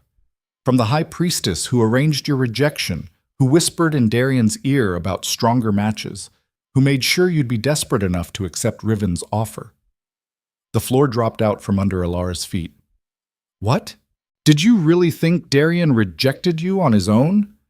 The old woman laughed, a sound like breaking glass. That a pre-bond 6 years strong just happened to vanish the night you wore a wedding dress? Someone helped it along. Someone with the power to sever soul ties and rewrite destiny. Who? Elara's voice was barely a whisper. Lysara Vane. The name fell like a stone. High priestess of the Winter Coven. My daughter's daughter. My blood. The room spun. Elara gripped the bedpost to keep from falling. She's been planning this for years, the old woman continued. Weakening your bond with Darian, strengthening his attraction to Sarah, making sure you'd be vulnerable, angry, desperate enough to accept the enemy's hand. Also you'd bond with Riven. Also the curse would have fresh fuel. Why? The question ripped out of Elara. Why would she? Because I asked her to. The old woman's face was serene. Because watching Riven's line die out slowly wasn't enough. I wanted him to suffer, to feel real love and lose it, to know what my daughter felt when his father's blade took her life. Elara's vision swam. You're saying my entire life, the pre-bond with Darian, the rejection, coming here, it was all manipulated? All part of your revenge? Yes. The word hung in the air like an executioner's blade. And now you're going to help me finish it, the old woman said. You're going to find Lysara. You're going to take her power, the fire magic she stole from our original bloodline, and you're going to use it to break Riven's curse. Why would I trust you? Elara's voice shook with fury. Why would I believe anything you say when you've spent 30 years orchestrating death? Because it's the only way to save him. The old woman gestured at Riven. He has hours, maybe less. Even if you refuse, even if you let him die, the curse continues. It'll find the next Kael in line, and the next, and the next. Every generation dying the moment they feel something real. Unless I kill your granddaughter. Unless you take back what she stole. The old woman's correction was precise. The fire magic Lysara uses to manipulate bonds and sever destinies, that power came from our family, from the same bloodline that runs through you. She's been hoarding it, using it for her own purposes, but it belongs to you now. And if I do this, Elara forced the words out, if I find Lysara and take her power, the curse breaks, completely, permanently. Riven lives. The Kael line is freed. And you? The old woman's smile was knowing. You become something neither wolf nor witch. Something new. Elara looked down at Riven's frozen form. His lips had gone from blue to white. Frost climbed his throat like fingers. Hours, the old woman had said. Maybe less. How do I find her? Elara heard herself ask. She'll find you. The old woman was already moving toward the door. The moment Riven stops breathing, she'll come to collect the result of her work. To gloat, to claim her victory. And then what? What? Fight her? Take her magic by force? Fire calls to fire. The old woman paused at the threshold. When you see her, when you feel the stolen power burning inside her chest, you'll know what to do. Her white eyes found Elara's one last time. The question is whether you're strong enough to do it. She vanished. Not walked away. Not left normally. Just ceased to be there, like she'd never existed at all. Elara stood alone in the room with Riven dying on the bed and a terrible choice crystallizing in her mind. Trust the woman who'd cursed him and orchestrated everything. Hunt down the priestess who'd manipulated her entire life. Take power that might save Riven, or might destroy them both. Or refuse. Let Riven die. Accept that some things couldn't be fixed, that some curses ran too deep, that love was just another word for loss. Through the bond, faint now, fading, Elara felt Riven's presence flicker, like a candle in wind. Almost gone. Fuck! She pressed her hands to her face, breathed hard. Fuck! This is insane! This is... Heat bloomed in her chest again. That fire magic the old woman had named, recognizing itself, demanding to be used. Elara looked at her hands. They were shaking. Ordinary hands, wolf hands, nothing special except there was power there now. Dormant for generations, buried beneath years of thinking she was ordinary, thinking she was just a strong wolf in the wrong pack. But she wasn't ordinary. She never had been.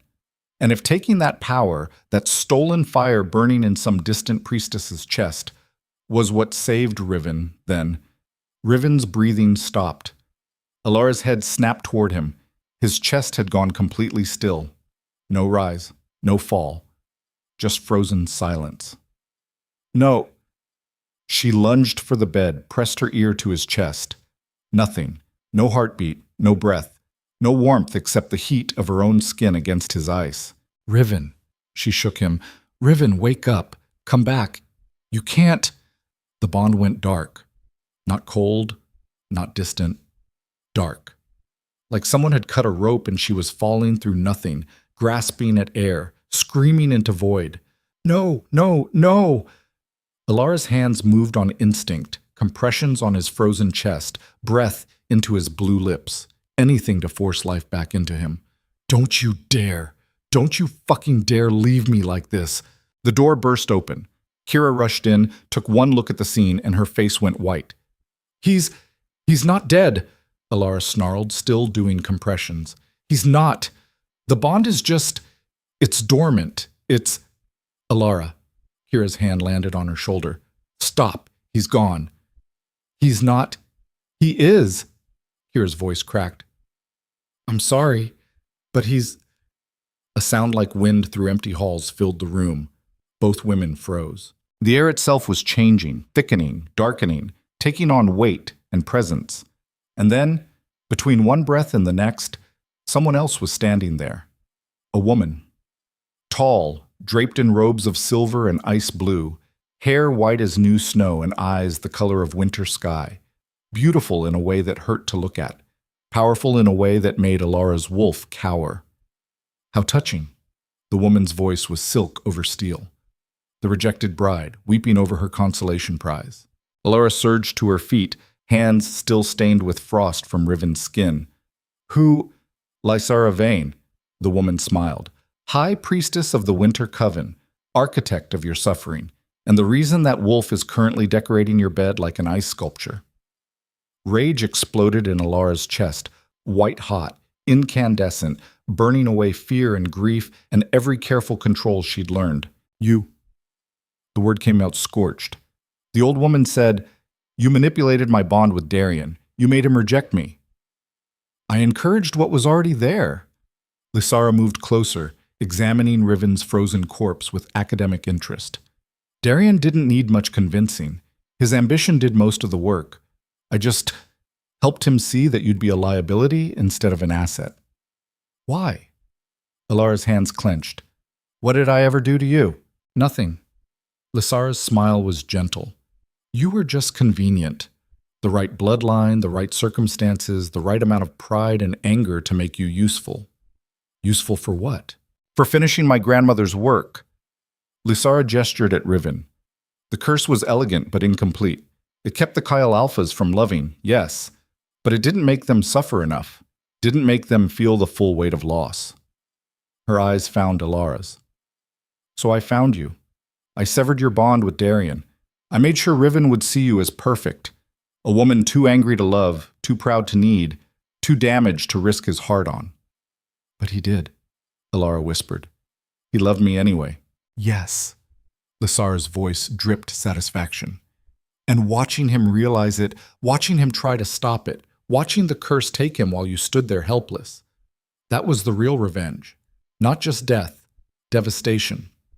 Elara's vision swam red, the heat in her chest built to inferno levels. You're going to die, she said quietly, for what you did to him, to us, to it. Am I? Lysara laughed. You're a wolf, child. Strong, yes, but I'm a high priestess with 2 centuries of accumulated power. You can't touch me. Then why are you here? Elara took a step forward. If I'm no threat, why bother showing up? Something flickered in Lysara's expression, there and gone too fast to name. To make sure the job is finished, the priestess said, to confirm that... She stopped.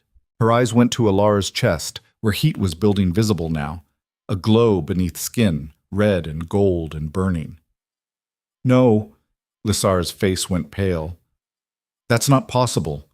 The Varel fire magic has been dormant for generations, Elara finished. I know. Your grandmother told me, right before she told me where it really came from. She lunged. Not with her body, with the fire. It poured out of her chest like a river breaking through a dam, raw, uncontrolled, fueled by grief and rage and love she'd tried so hard not to feel. The flames hit Lysara square in the chest, and the priestess screamed, "You can't!" Lysara threw up defensive shields, ice and winter magic forming walls between them. You don't know how to... I don't need to know. Elara pushed harder, feeling the fire respond to her will like it had been waiting her whole life for permission. I just need to burn hot enough. The flames intensified. Lysara's shields cracked, and through the fire, through the chaos, Elara felt it, another source of heat. Not hers, not natural.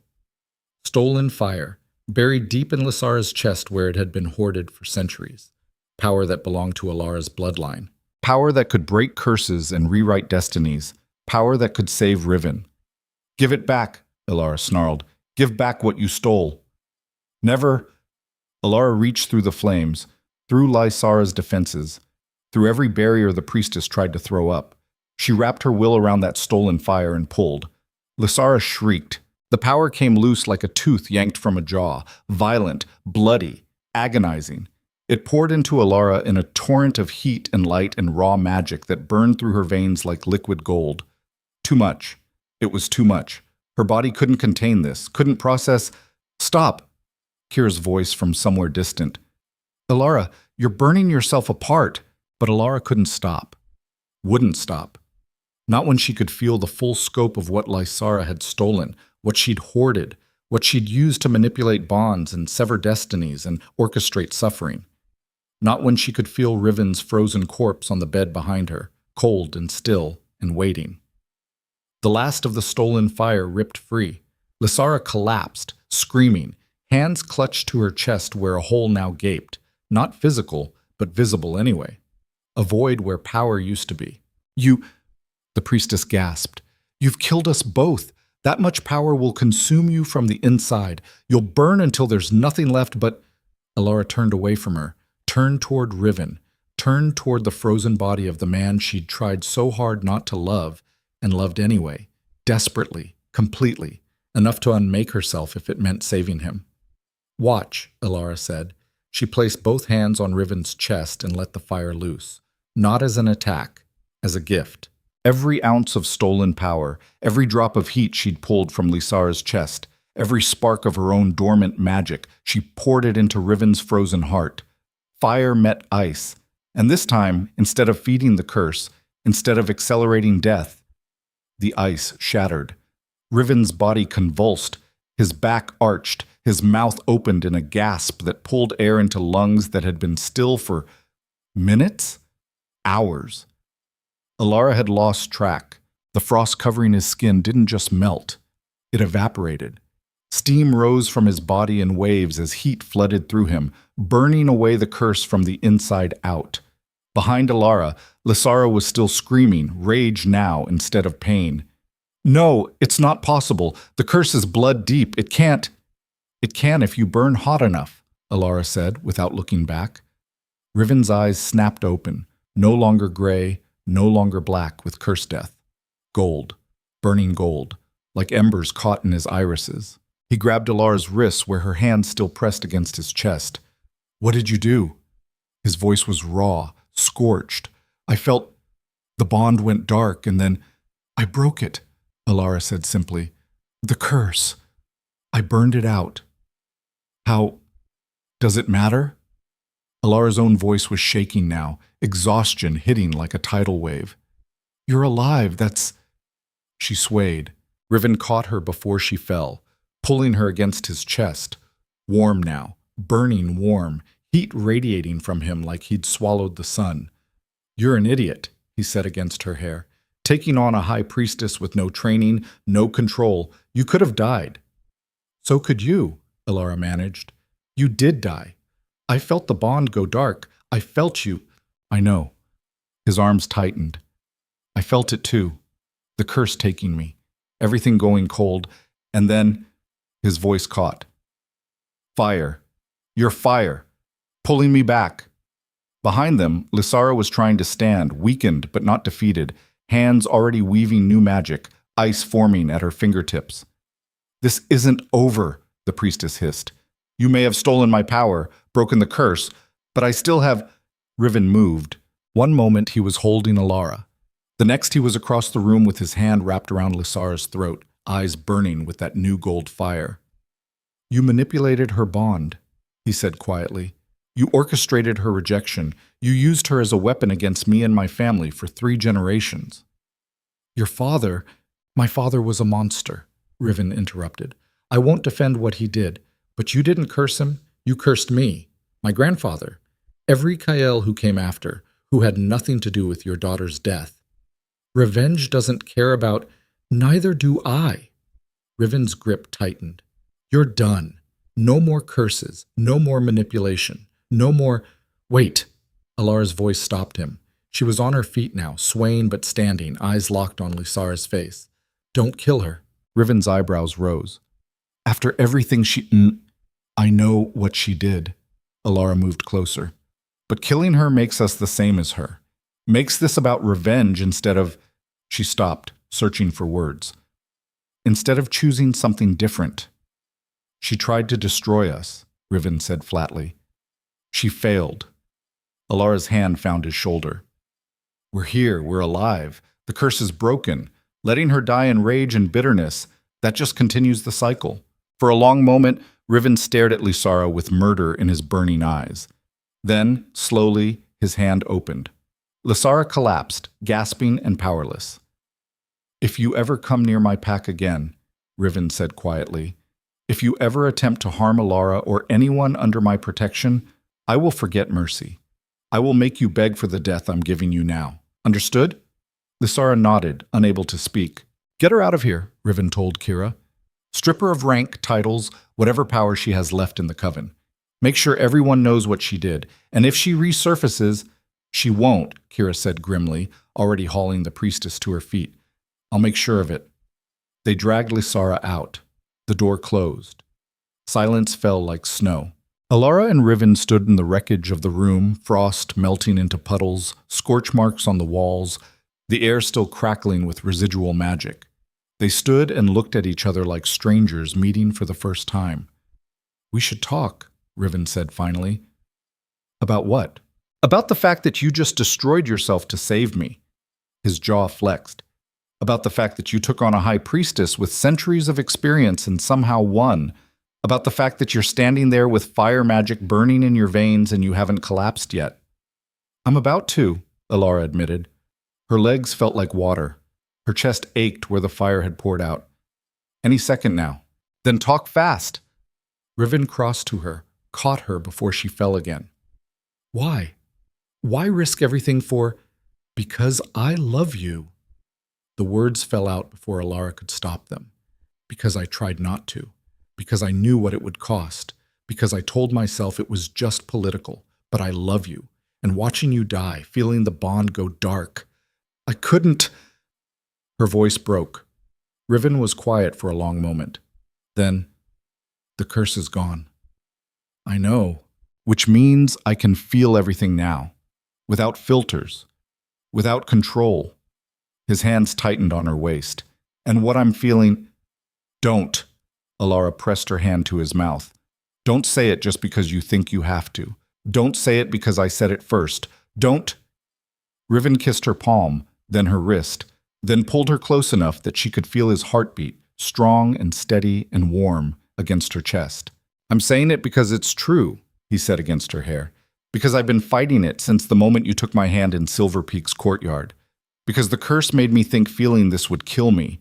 But it turns out not feeling it was what was slowly destroying me all along. Elara's throat closed. Riven, I love you. The words were quiet, certain, absolute. Not because you saved me, not because you broke the curse, because you're terrifying and brilliant, and you chose yourself when everyone told you to be smaller, because you walked into enemy territory and made it yours, because you... Elara kissed him. It wasn't gentle, wasn't careful. It was desperate and hungry, and tasted like smoke and melted ice. Riven kissed her back like she was air, and he'd been drowning, hands tangling in her hair, pulling her closer until there was no space left between them. The bond flared to life. Not the cold distance it had been, not the controlled frost. This was heat and light and connection so intense it made Elara gasp into his mouth. When they finally broke apart, both breathing hard, Riven's eyes were still that burning gold. What happens now? Elara asked. Now? Riven's mouth curved. Now we have a pack to lead, a territory to defend, probably a war with Silver Peak to prevent. His hand found hers, laced their fingers together. And we do it together. As actual partners, as mates who don't have to pretend not to feel anything, as mates who can finally be honest about what this is. Riven pulled her close again, which is terrifying. Completely, Elara agreed. They stood there in the ruined room, holding each other, both alive despite every odd stacked against them. Outside, Dravaran territory waited, harsh and beautiful in theirs. Outside, Silver Peak was probably already planning retaliation. Outside, a world of politics and power and problems they'd have to face. But inside this moment, in this room, with this bond burning bright between them, everything else could wait. Elara was about to say something, she didn't know what, didn't have words for the relief and exhaustion and love tangling in her chest, when Kira burst back through the door. We have a problem, the beta said grimly. Of course they did. Lysara's gone, Kira continued. We were transporting her to the holding cells and she just vanished, dissolved into mist. Elara's stomach dropped. What? She's not powerless, Kira said. Weakened, yes, but she still has enough magic to escape. And based on what she was screaming when she disappeared, Kira's face was grim. She's going to the Coven. She's calling in every debt, every alliance, every witch who owes her loyalty. To do what? Riven demanded. To finish what she started. Kira met their eyes. She's raising an army, and she's coming back to burn Dravaran to... The word burn hung in the air like smoke before a wildfire. Elara's hands clenched. Her chest still ached from channeling fire she barely understood. Her legs trembled from exhaustion, and now this, an army of winter witches coming to finish what Lysara started. How long? Riven's voice was steel. No panic, no hesitation, pure alpha command. 3 days, Kira said, maybe 4. Our scouts spotted movement at the northern peaks, dozens of witches converging. They're gathering power, preparing for a siege. Torvin appeared behind Kira, face grim as stone. I've seen Coven warfare before. They don't fight like packs. They'll freeze our water sources, turn our own territory against us, make the land itself hostile until we either surrender or starve. Then we don't give them 3 days. Riven was already moving, crossing to the war table against the far wall. Maps spread across it. Dravarian territory marked in dark ink, borders labeled, strategic positions circled. We hit them first, while they're still gathering, before they finish their preparations. That's suicide, someone said from the doorway. More wolves had gathered, drawn by the commotion. Warriors, advisors, pack members who'd heard Lysara's screaming and knew something had broken. It's strategy. Riven's finger landed on the northern peaks. They're expecting us to fortify and defend, to turtle up and wait for the attack. We do the opposite. We bring the fight to them before they're ready. With what army? Torvon crossed his arms. We're strong, but we're wolves. They're magic users. Fire and ice don't mix well, and we've only got one fire witch who's about to collapse. Every eye turned to Elara. She was leaning against the bedpost, using it to stay upright. Her skin felt too hot, like the fire she'd pulled from Lysara was still burning beneath the surface. Her hand shook, her vision swam at the edges. I'm fine, she lied. You're barely standing, Kira said flatly. I'll manage. Elara pushed off the bedpost, forced her spine straight. How many witches are we talking about? 40? Maybe 50? Kira's face was grim. The entire Winter Coven, plus whatever mercenaries Lysara can hire with promises of revenge in Draveron's territory. 50 witches. Against a pack of maybe 200 wolves, most of whom had never faced magical combat. The odds were brutal. We need allies, Elara said. Other packs. Neutral territories who don't want to see a coven take control of Dravarin. We don't have allies, Torvon reminded her. 3 generations of isolation, remember? We've burned every bridge, pissed off every neighbor, made ourselves so feared that no one will... Silver Peak will help. The room went dead silent. Elara met their stares. Darien doesn't want a coven controlling Dravarin's territory. It would put winter witches right on his border. He'll help because it's in his interest. Are you insane? Kira's voice was sharp. After what happened at the clearing? After Riven nearly killed him? You think Thorn's going to... I think Darien's smart enough to recognize a threat when he sees one. Elara turned to Riven. And I think if I ask him, if I go there personally... Absolutely not. Riven's voice was flat. You're not going back to Silver Peak. Not alone. Not ever. It's the only way to... I said no. The gold in Riven's eyes flared. Thorn already tried to take you once. You think he won't try again if you walk into his territory asking for help? He won't, Elara said with more certainty than she felt. Because I'll bring you with me. We'll go together, make it official. 2 alphas negotiating an alliance. That's even worse, Torvon muttered. The moment Riven sets foot in Silver Peak, they'll listen, Elara interrupted. Because the alternative is a winter coven on their doorstep. Because Darien's too practical to let personal grudges override survival. Because, she took a breath, because I know how to make him agree. Riven was watching her with an expression she couldn't quite read. Through the bond, she felt his reluctance, his fear, not for himself, but for her. What are you planning? He asked quietly. I'm planning to give him what he actually wants. Elara met his eyes. Recognition. The chance to play hero. A story where he gets to be the magnanimous alpha who sets aside past grievances to fight a common enemy. You're going to let him save face, Kira said slowly. I'm going to give him a narrative he can sell to his pack. Elara's jaw set. And in exchange, he brings his warriors to help us survive the next week. Silence. Then Riven laughed, short and sharp. You really are terrifying. Is that a yes? It's we're doing this together or not at all. Riven straightened. Kira, prepare a small escort. Enough to look official, not enough to seem like an invasion. Torvon, start fortifying defenses here in case Silver Peak says no, and we're back to Plan A. What's Plan A? Someone asked. Fight 50 witches with 200 wolves and hope Elara's fire magic is enough to tip the scales. Riven's smile was cold. So let's make sure we don't need it. They left within the hour. Elara changed into formal leathers, Dravarin colors, reinforced and armed, every inch the Luna she'd become. Riven wore full alpha regalia again, weapons strapped across his back, the gold still burning in his eyes like embers that wouldn't die.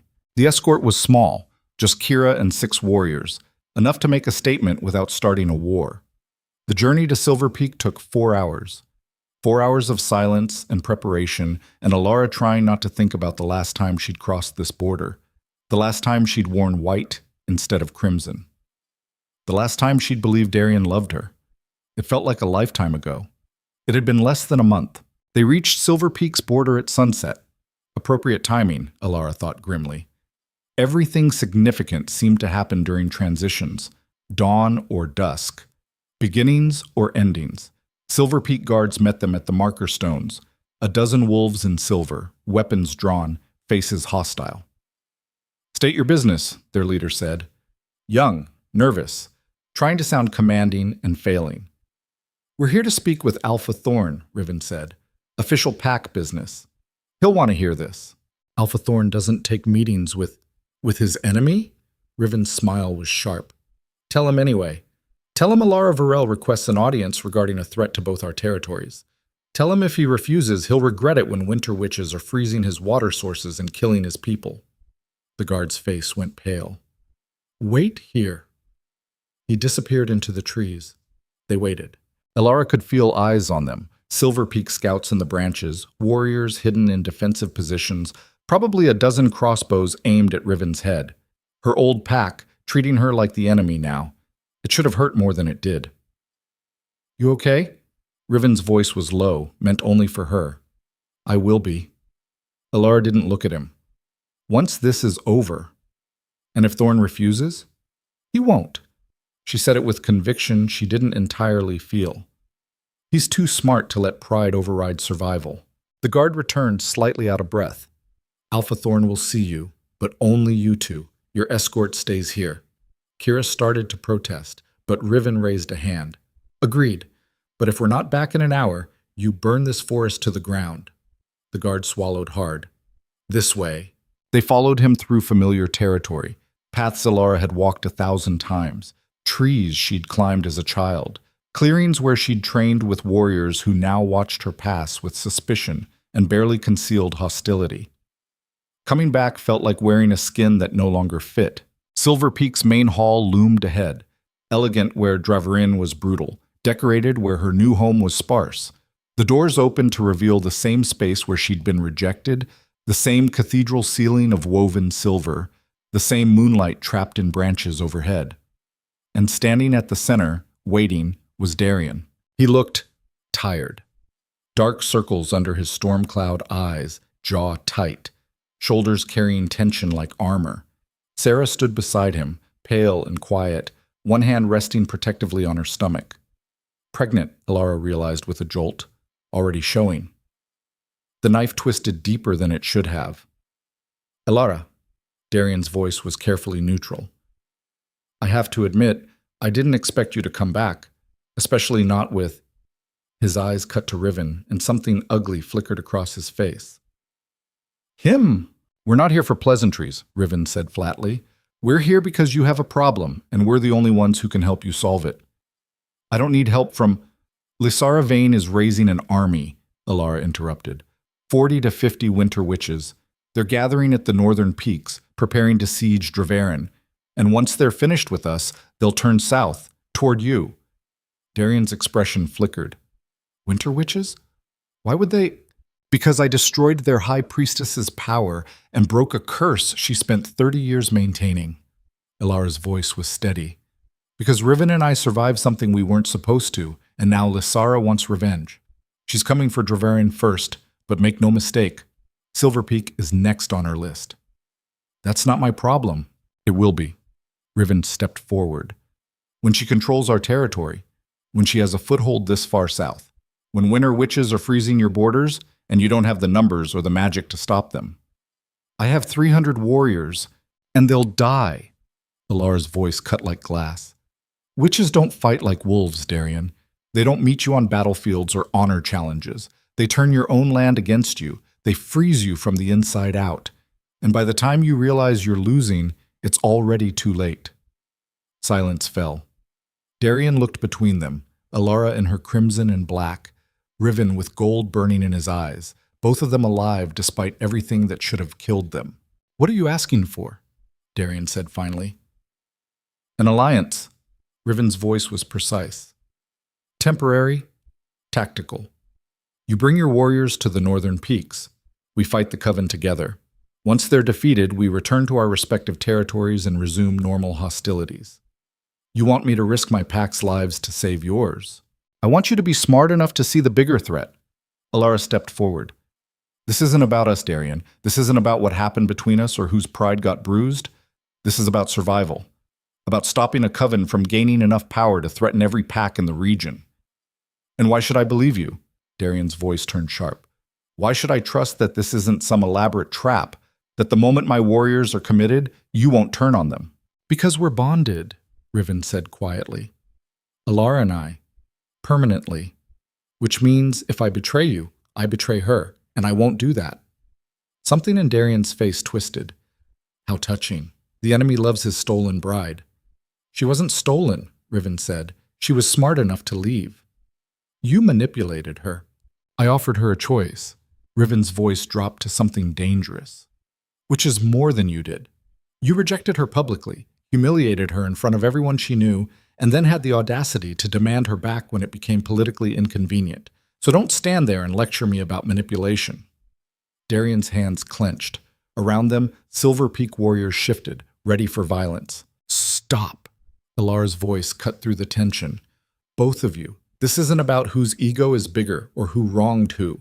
This is about the fact that in 3 days, maybe 4, an army of winter witches is going to descend on Draverin, and if we don't work together, they'll win. And if we do work together? Darian's eyes were on her now, searching. What happens after? Do you come back here? Do we? No. The word was final. I'm Draverin's Luna, Riven's mate. That doesn't change. Ever. Then what's in it for me? Darian spread his hands. You're asking me to commit resources, risk lives. For what? So you can go back to your new pack and I get, what? The satisfaction of having helped my enemy? Elara took a breath. This was it. The moment where she either played this right or lost everything. You get to be the alpha who put the region's safety above personal grudges, she said carefully. You get to be the leader who recognized a threat and acted decisively. You get to stand in front of your pack and say that you protected them from a coven that would have destroyed everything you've built. I get a story, Darian said flatly. You get legacy. Elara held his gaze. You rejected me because you wanted to look strong, wanted to be seen as the alpha who made hard choices for his pack's benefit. Fine. Here's your chance to prove it. Help us fight the coven, save both our territories, and everyone will remember you as the alpha who was strong enough to set aside revenge for survival. Silence stretched. Sarah's hand found Darian's arm. She's right, the quiet Luna said. If what they're saying is true, if there really are 50 witches gathering, we can't ignore that. It's too big a threat. You want me to help them? Darian's voice was incredulous. I want you to protect our pack. Sarah's voice was soft but firm. Even if it means working with people you don't like, even if it means swallowing your pride. Darian stared at his mate. This woman he'd chosen instead of Elara, this gentle soul who was somehow brave enough to stand up to him when it mattered. 200 warriors, he said finally. That's what I can commit. We meet at the northern peaks in 2 days. We fight as separate forces but coordinated strategy. And the moment the coven is defeated, this alliance ends, permanently. Relief crashed through Elara so hard her knees almost buckled. Agreed, Riven said. And one more thing. Darian's eyes found Elara's. After this is over, after the coven is defeated and we go our separate ways, you don't come back here, ever. Silver Peak is closed to you. You made your choice. Live with it. The word should have hurt, should have felt like exile or abandonment or loss. Instead, Elara felt free. Deal, she said. They hammered out details quickly, meeting coordinates, tactical positions, signal protocols in case the battle went wrong. Darian was professional, clinical, treating it like any other military operation. No emotion, no acknowledgement of what they'd once been to each other. It was perfect. By the time they finished, night had fallen completely. Darian dismissed them with a curt nod, already turning to give orders to his warriors. Sarah caught Elara's arm as they turned to leave. I'm sorry, the quiet Luna said, for how this happened, for... Don't be. Elara surprised herself by meaning it. You didn't do anything wrong, and honestly... She glanced at Darian, already lost in tactical planning. I think you're exactly what he needs. Someone strong enough to call him on his bullshit. Someone who won't let him become the worst version of himself. Sarah's eyes widened slightly. Then she smiled, small, genuine. Good luck with the battle, with everything.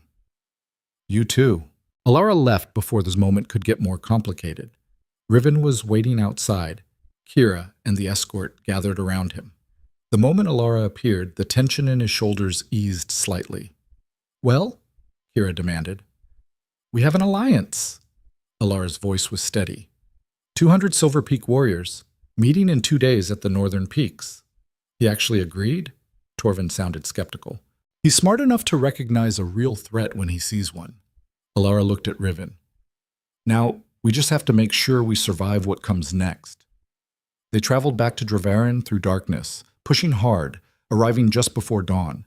The fortress was already alive with activity, warriors training, weapons being sharpened, supplies being organized. War preparation. Elara had seen it before, but never like this. Never with the knowledge that in 48 hours she'd be standing on a battlefield facing magic she barely understood, leading a pack that still didn't entirely trust her, fighting beside the man she loved who'd almost died in her arms just hours ago. The next 2 days blurred together in a haze of preparation and planning. Riven drilled the warriors relentlessly, teaching them to fight in coordinated units, to recognize magical attacks, to protect the vulnerable while the strong pushed forward. Kira organized supply lines and fallback positions. Torvin worked with scouts to map the northern peaks, identifying choke points and defensive positions. And Elara learned to control fire. There was no teacher, no mentor, just her and the power burning in her chest, and the desperate knowledge that if she couldn't harness this, if she couldn't turn it into a weapon, people would die. She practiced in isolated clearings, away from anything flammable. Started small, conjuring flames in her palms, learning to shape them, learning to make them grow or shrink at will. Then bigger, streams of fire, walls of heat, concentrated blasts that could melt stone. It hurt. Every time she channeled the power, it burned through her veins like acid, left her shaking and nauseous and covered in sweat. But she kept going, because the alternative was watching Riven die again, watching Dravarin fall, watching everything they'd built together turn to ash. On the second night, Riven found her collapsed in a clearing, hands scorched, breathing ragged.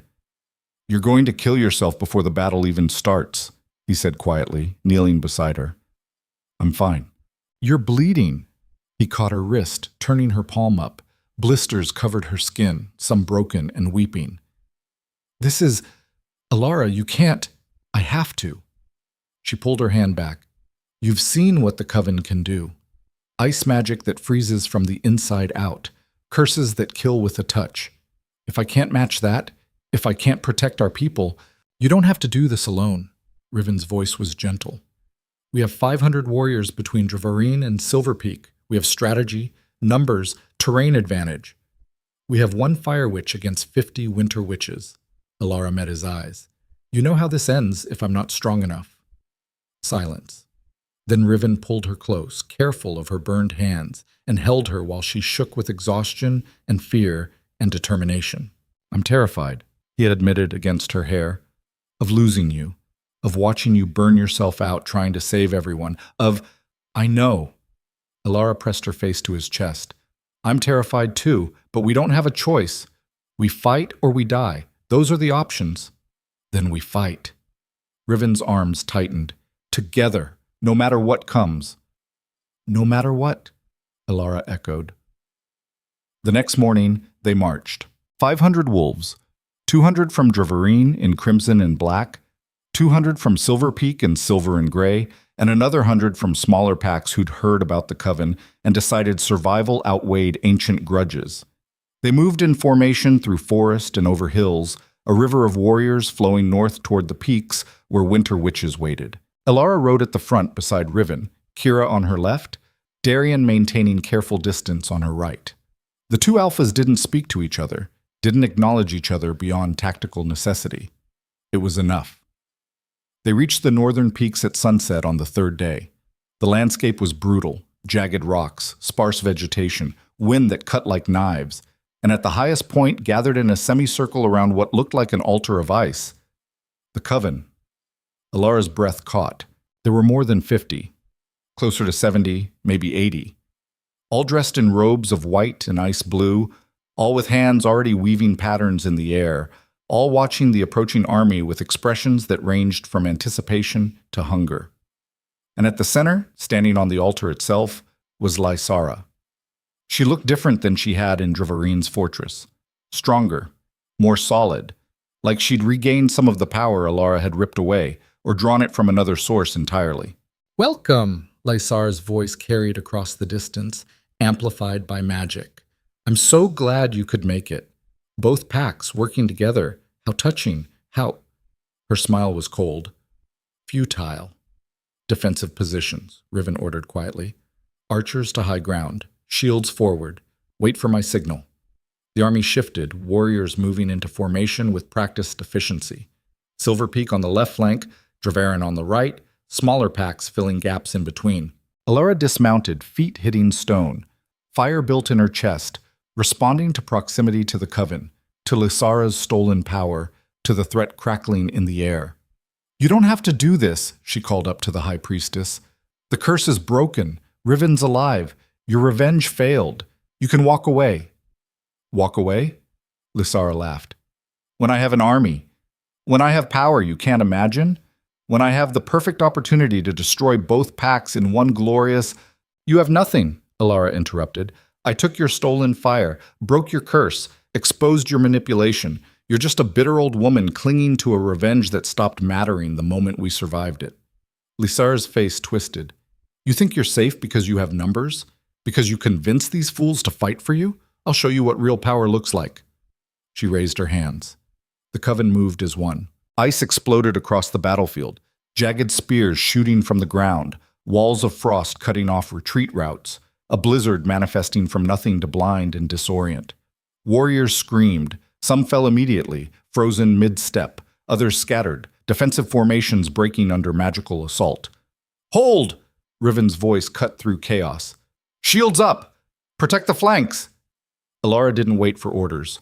She reached for the fire in her chest and let it loose. Flames erupted from her hands in a torrent, meeting the ice walls and shattering them into steam. Heat rolled across the battlefield, melting frost, creating clear zones where warriors could regroup. "There!" Lysara's voice was sharp with triumph. "The Fire Witch! Focus everything on—" 20 witches turned their attention to Elara. The assault hit like a physical blow, ice daggers aimed at her heart, frost trying to coat her lungs, cold that burrowed beneath her skin and sought her core. Elara screamed, throwing up walls of fire, burning away what she could, but there was too much, too fast, too— Riven was there. He crashed into the nearest witch with pure physical force, taking her down before she could complete whatever spell she was weaving. Then another. Then another. Moving like violence incarnate, eyes burning gold, using speed and strength to disrupt the coven's focus. "With your alpha," Kira's voice rallied Dravoran warriors. "Break their lines! Don't let them concentrate!" The battlefield descended into chaos. Wolves against witches. Fire against ice. Strategy dissolving into desperate survival as both sides threw everything they had into the fight. Elara fought like something possessed, channeling fire in every direction, burning through ice attacks, protecting clusters of warriors who'd gotten pinned down. Her hands were scorched again, worse this time. Blood ran from her nose. Her vision swam, but she kept fighting, because Riven was out there, surrounded by 3 witches, frost spreading up his legs.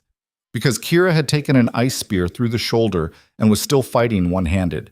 Because this was everything: survival, future, the pack she'd chosen, and the mate she loved, and the life they'd built together. A blast of cold hit her from behind. Elara's knees hit stone. Ice spread across her back, her ribs, seeking her heart. She couldn't breathe, couldn't move, couldn't— "Elara!" Riven's voice, distant and desperate. She looked up through blurred vision to see Lysara standing above her, hands glowing with stolen power that shouldn't exist, smile triumphant and cruel. "Did you really think you could beat me?" the high priestess asked. "With your untrained magic and your pathetic wolves? I've been doing this for 200 years. I've ended bloodlines. Fire exploded from Elara's chest. Not controlled, not shaped, just raw, desperate power, fueled by rage and love, and the absolute refusal to die here, like this, when they'd come so far. The flames hit Lysara dead center. The high priestess screamed, really screamed this time, not in triumph, but in agony, as fire consumed the ice magic she'd been channeling. The stolen power Elara had missed during their first confrontation. The reserves Lysara had hidden, the backup plan she'd been counting on. It all burned. Elara stood on legs that shook, hands outstretched, pouring everything she had into the assault. Around her, the battle raged. Warriors fell, witches died, blood-stained snow and fire melted ice, and somewhere in the chaos, Riven was fighting his way toward her with murder in his burning eyes. "You can't," Lysara gasped, trying to shield herself, trying to counter. "I won't let you. You don't get a choice," Elara said. She reached through the flames, through Lysara's desperate defenses, and wrapped her will around the core of the High Priestess's power. Then she pulled. Lysara's scream cut off abruptly as every ounce of magic, stolen, hoarded, corrupted over 2 centuries, ripped free and poured into Elara like liquid lightning. It was too much. Way too much. More power than any one person should hold, burning through Elara's veins like poison and glory, destroying her from the inside while making her more than she'd ever been. She was going to die from this. She knew it with absolute certainty. But if she died, she was taking Lysara and this entire cursed coven with her. Elara opened her mouth and screamed fire. Not metaphorically, not symbolically. Actual flames poured from her throat in a torrent that turned the northern peaks into daylight, that melted snow into steam, that consumed everything in its path with the kind of heat that existed at the center of stars. Lysara didn't even have time to scream again. The High Priestess simply ceased to exist, vaporized in an instant. Her 2 centuries of stolen power, corrupted magic, and vengeance turned to ash and smoke. The remaining witches scattered. Some tried to fight back, ice meeting fire in explosions of steam and violence. Others ran, abandoning the battle entirely, fleeing into the peaks. A handful dropped to their knees and surrendered, hands raised, magic extinguished. Elara stood at the center of it all, flames still pouring from her hands and mouth and chest, power burning so hot that the stone beneath her feet cracked and glowed red. She couldn't stop. The magic was too much, too wild, consuming her from the inside while she burned everything external. Her skin was splitting, her bones felt like they were turning to ash. She could feel herself coming apart, cell by cell, destroyed by the very power that had saved them. "Elara!" Riven's voice cut through the roar of flames. "Elara, stop! You're killing yourself!" She tried to answer. Couldn't. The fire had taken her voice, her control. Everything except the raw need to burn until nothing remained. Riven reached her somehow, charging through flames that should have incinerated him, taking burns that would scar for life, grabbing her shoulders with hands that smoked on contact. "Look at me," he demanded. "Elara, look at me." She forced her eyes to focus on his face, on the gold burning in his irises that matched the fire consuming her, on the determination etched in every line, on the bond between them that sang with heat and desperation. "You don't have to do this alone," Riven said, and his voice was steady despite the flames. "You don't have to carry all of it. Give some to me." Elara shook her head frantically. She couldn't. If she channeled this power into him, it would destroy him, would burn through the bond and turn him to ash just like it was doing to her. "Trust me," Riven said. "The curse is gone. I can feel everything now, including this." His hands tightened on her shoulders. "Let me share the weight." He pressed his forehead to hers. The bond flared wide open, not just the surface connection they'd maintained, but everything. Every wall down, every defense stripped away, soul to soul, completely bare, with nothing held back. And Elara felt it happen. The fire didn't pour into Riven, it split between them. Half in her chest, half in his, the burden divided equally through the bond. The pain didn't disappear, but it became bearable, survivable. Together, they breathed out. The flames guttered and died. Silence fell across the battlefield like snow. Elara collapsed into Riven's arms, shaking so hard her teeth rattled. Around them, warriors stared in shock at the smoking crater where Lysara had stood, at the surrendering witches, at the 2 alphas wrapped around each other and glowing with residual heat. "Is it over?" Kira's voice, hoarse and disbelieving. "It's over," Riven said quietly.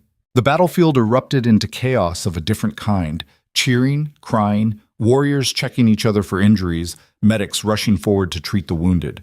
The Alliance held together just long enough to secure the surrendering witches and confirmed that no more threats lurked in the peaks.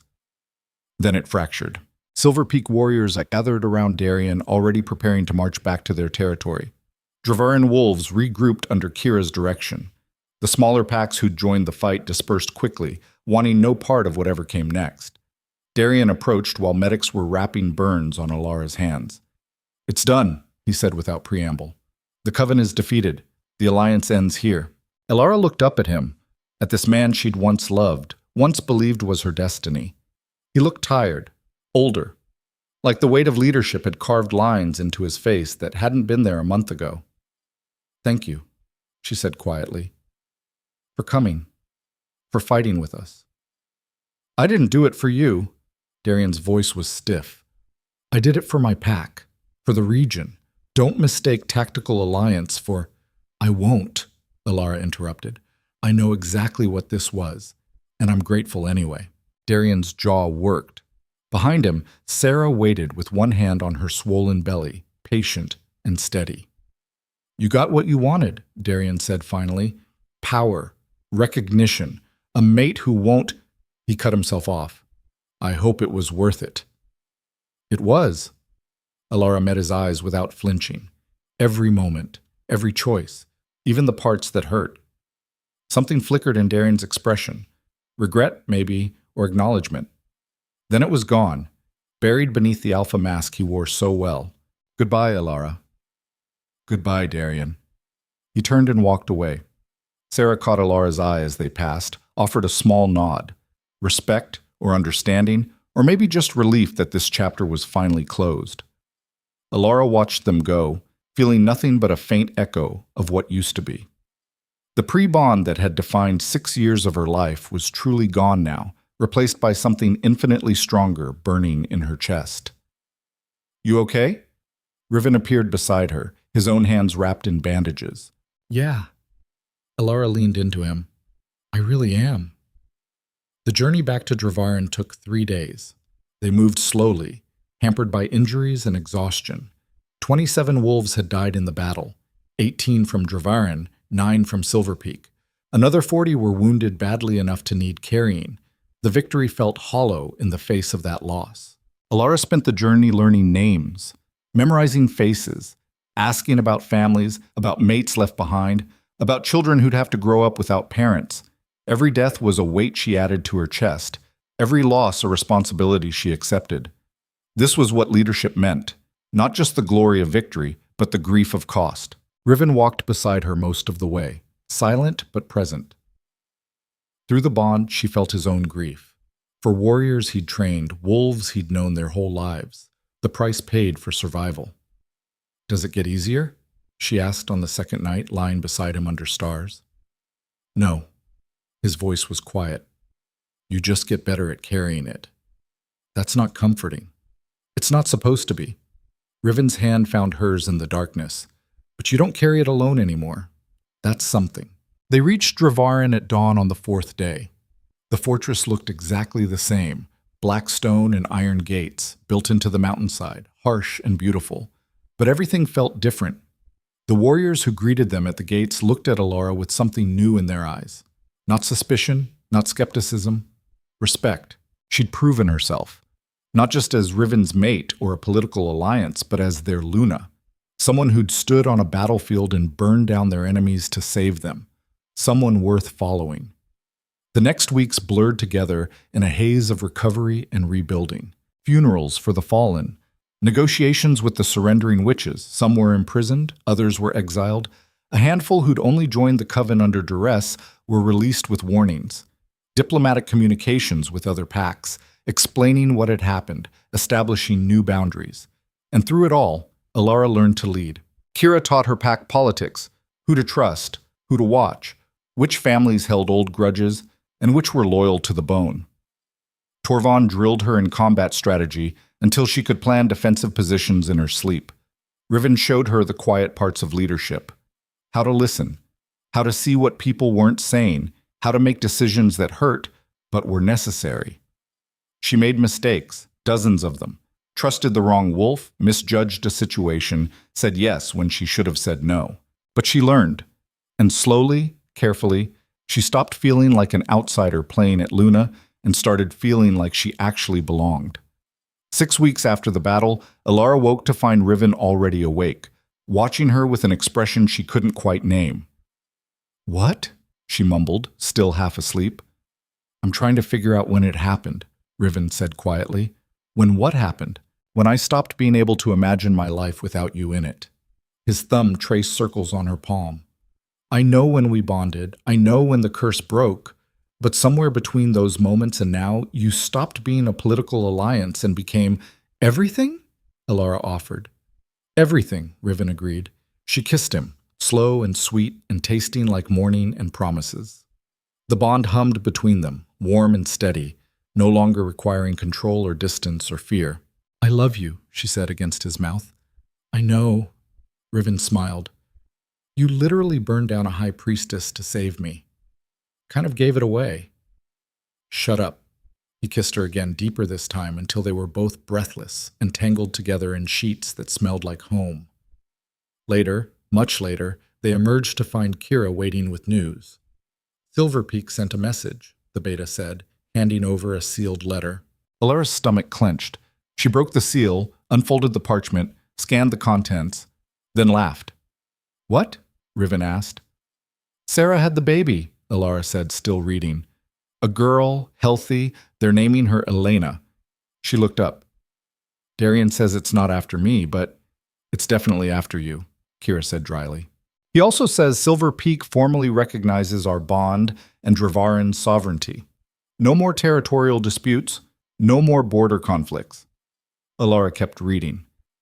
"He's proposing a trade agreement, wants to establish regular diplomatic channels." "He's making peace," Riven said slowly. "Actual peace. He's being smart." Elara folded the letter. The coven proved that old grudges are expensive, that working together is better than dying separately. She looked at Riven. "What do you think?" "I think—" Riven paused, considering. "I think 3 generations of my family fought Silver Peak because that's what we'd always done.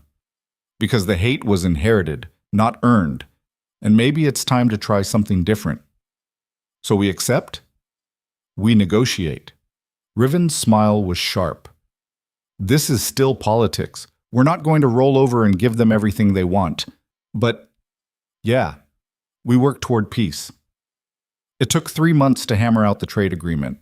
3 months of tense negotiations, careful compromises, and slowly building trust between packs that had been enemies for generations. Darian and Riven maintained professional distance. They'd never be friends, would probably always carry some hostility. But they could be allies, could work together for their pack's benefit. It was enough. Spring arrived while they were finalizing terms, snow melting from the peaks, ice breaking on rivers, green things pushing through frozen ground. The kind of rebirth that felt symbolic in a way that would have been embarrassing if it wasn't so perfectly timed. Elara stood on Dravaran's walls one morning, watching the sun rise over the territory that was truly hers now, and felt something settle in her chest. Peace. Not the absence of conflict, but the presence of belonging. Luna, a young wolf, approached, barely 16, nervous. "Sorry to interrupt, but there's someone at the gates asking for you." "Who?" "She says she's your mother." Elara's breath caught. She hadn't seen her mother since the night of her rejection, hadn't spoken to her, hadn't responded to the letters that had arrived sporadically over the past months. Part of her had assumed that door was permanently closed. "Send her to the receiving hall," Elara said quietly. "I'll be there in a moment." She found Riven in their quarters, going over supply reports. "My mother's here," she said without preamble. Riven looked up sharply. "Do you want me to—" "No." Elara took a breath. "I need to do this alone, but stay close, in case— I'll be right outside." He crossed to her, pressed a kiss to her forehead. "You don't owe her anything. Remember that." "I know." But knowing and feeling were different things. Elara's mother waited in the receiving hall, older than Elara remembered, grayer, thinner. She stood with her hands clasped in front of her, shoulders tight, eyes red like she'd been crying. "Elara," her voice cracked on the name. "Thank you for seeing me." "What do you want?" Elara kept her voice neutral, gave nothing away. I wanted to... Her mother stopped, started again. I came to apologize. Silence. That night, her mother continued, when Darian rejected you, I should have followed you, should have made sure you were okay. Instead, She swallowed hard. I stayed inside with the pack, with the people who were whispering about you, and I let you walk out alone. You were ashamed of me, Elara said quietly. I was afraid. Her mother's voice broke. Afraid of what it meant that the bond had broken. Afraid of what people would say. Afraid that somehow I'd failed you by not... She pressed a hand to her mouth. I was a coward, and I'm sorry. Elara wanted to be angry, wanted to rage at this woman who dressed her like a bride and then abandoned her in the moment it mattered most. But all she felt was tired. I needed you that night, Elara said. I needed my mother to choose me over the pack's opinion, and you didn't. I know. Tears streamed down her mother's face. I know, and I can't take it back, can't undo the hurt, but I'm here now asking... She took a shaking breath. Asking if there's any chance you'd let me try to be better, to be the mother you deserved that night. Elara looked at this woman who'd raised her, taught her, loved her in the way she'd known how. Imperfect, flawed, human in all the worst and best ways. I don't know, Elara said honestly. I'm not the same person I was that night. I've changed. She gestured vaguely at the fortress around them. I've built a completely different life here, and I don't know if there's room in it for... I'm not asking for room, her mother interrupted. I'm just asking for a chance to know who you've become, to see what you've built, to... Her voice dropped to a whisper. To tell you I'm proud of you. The words hit harder than they should have. You're proud? Elara's voice came out sharp. I bonded with your pack's enemy. I fought in a war that killed dozens. I'm everything Silver Peak taught me not to be. You're everything I hoped you'd become, her mother said. Strong, brave, willing to choose yourself even when it cost you everything. She smiled through tears. I wish I'd been brave enough to support you when you needed it most. Elara stood there, throat tight, eyes burning. One dinner, she said finally. You can stay for one dinner, meet Riven properly, see what my life looks like now. And then, she took a breath. Then we'll see. Her mother's face crumpled with relief. Thank you. Don't thank me yet, Elara said quietly. I'm still angry, still hurt. This doesn't fix anything. I know. Her mother wiped her eyes. But it's a start. The dinner was awkward at first. Stilted conversation, long silences, the weight of unspoken history heavy between them. But slowly, carefully, they found their way to safer topics. Elara talked about learning to lead Dravarine, about the challenges and victories. Her mother shared news from Silver Peak, births, deaths, small pack dramas that felt simultaneously important and meaningless. Riven was perfect, polite without being warm, present without dominating, letting Elara take the lead while offering silent support through the bond. By the time her mother left the next morning, something had shifted. Not forgiveness, not yet, but maybe the beginning of a path toward it. That was hard, Riven said, watching the escort disappear into the trees. Yeah, Elara leaned into him. But also, necessary, I think. I spent so long being angry at everyone from Silver Peak, at Darian, at my parents, at the pack that watched me leave. And some of that anger was justified, but holding on to all of it was exhausting? Poisonous, Elara corrected. It was making me bitter, making me smaller. I don't want to be defined by what they did to me anymore. What do you want to be defined by? Elara thought about it, really thought, looking out over Dravarin territory with the sun warm on her face and the bond humming steady in her chest. What I built after, she said finally, who I chose to become instead of who they wanted me to be. Riven kissed her temple. I like who you chose. Yeah? Elara smiled. Even when I'm terrifying? Especially then. Summer arrived in waves of heat and long days. Elara continued learning, growing, making Dravarin truly hers. She established new trade routes, modernized old traditions that no longer served, created systems for conflict resolution that didn't rely on might making right. Some wolves resisted. Old guard warriors who wanted things to stay the same, who viewed change as weakness. But more supported her, especially the younger generation, who were tired of isolation and hungry for connection with the wider world. And through it all, Riven stood beside her. Not behind, not in front, but beside. Partners in the truest sense. He challenged her when she was wrong, supported her when she was right, and loved her through both. The bond between them deepened until Elara sometimes couldn't tell where she ended and he began. Not in a loss of self way, but in a completion way. Like they'd each been half finished and together became whole. One night, lying tangled together under stars, Riven asked the question she'd been waiting for. "Do you ever regret it? Taking my hand that night?" Elara thought about everything that had come after. The pain, the war, the losses, the growth. Thought about the girl in the white dress standing in Silver Peak's courtyard, with her entire future crumbling. "No," she said, "not even for a second. You?" "Not even for a second," Riven echoed.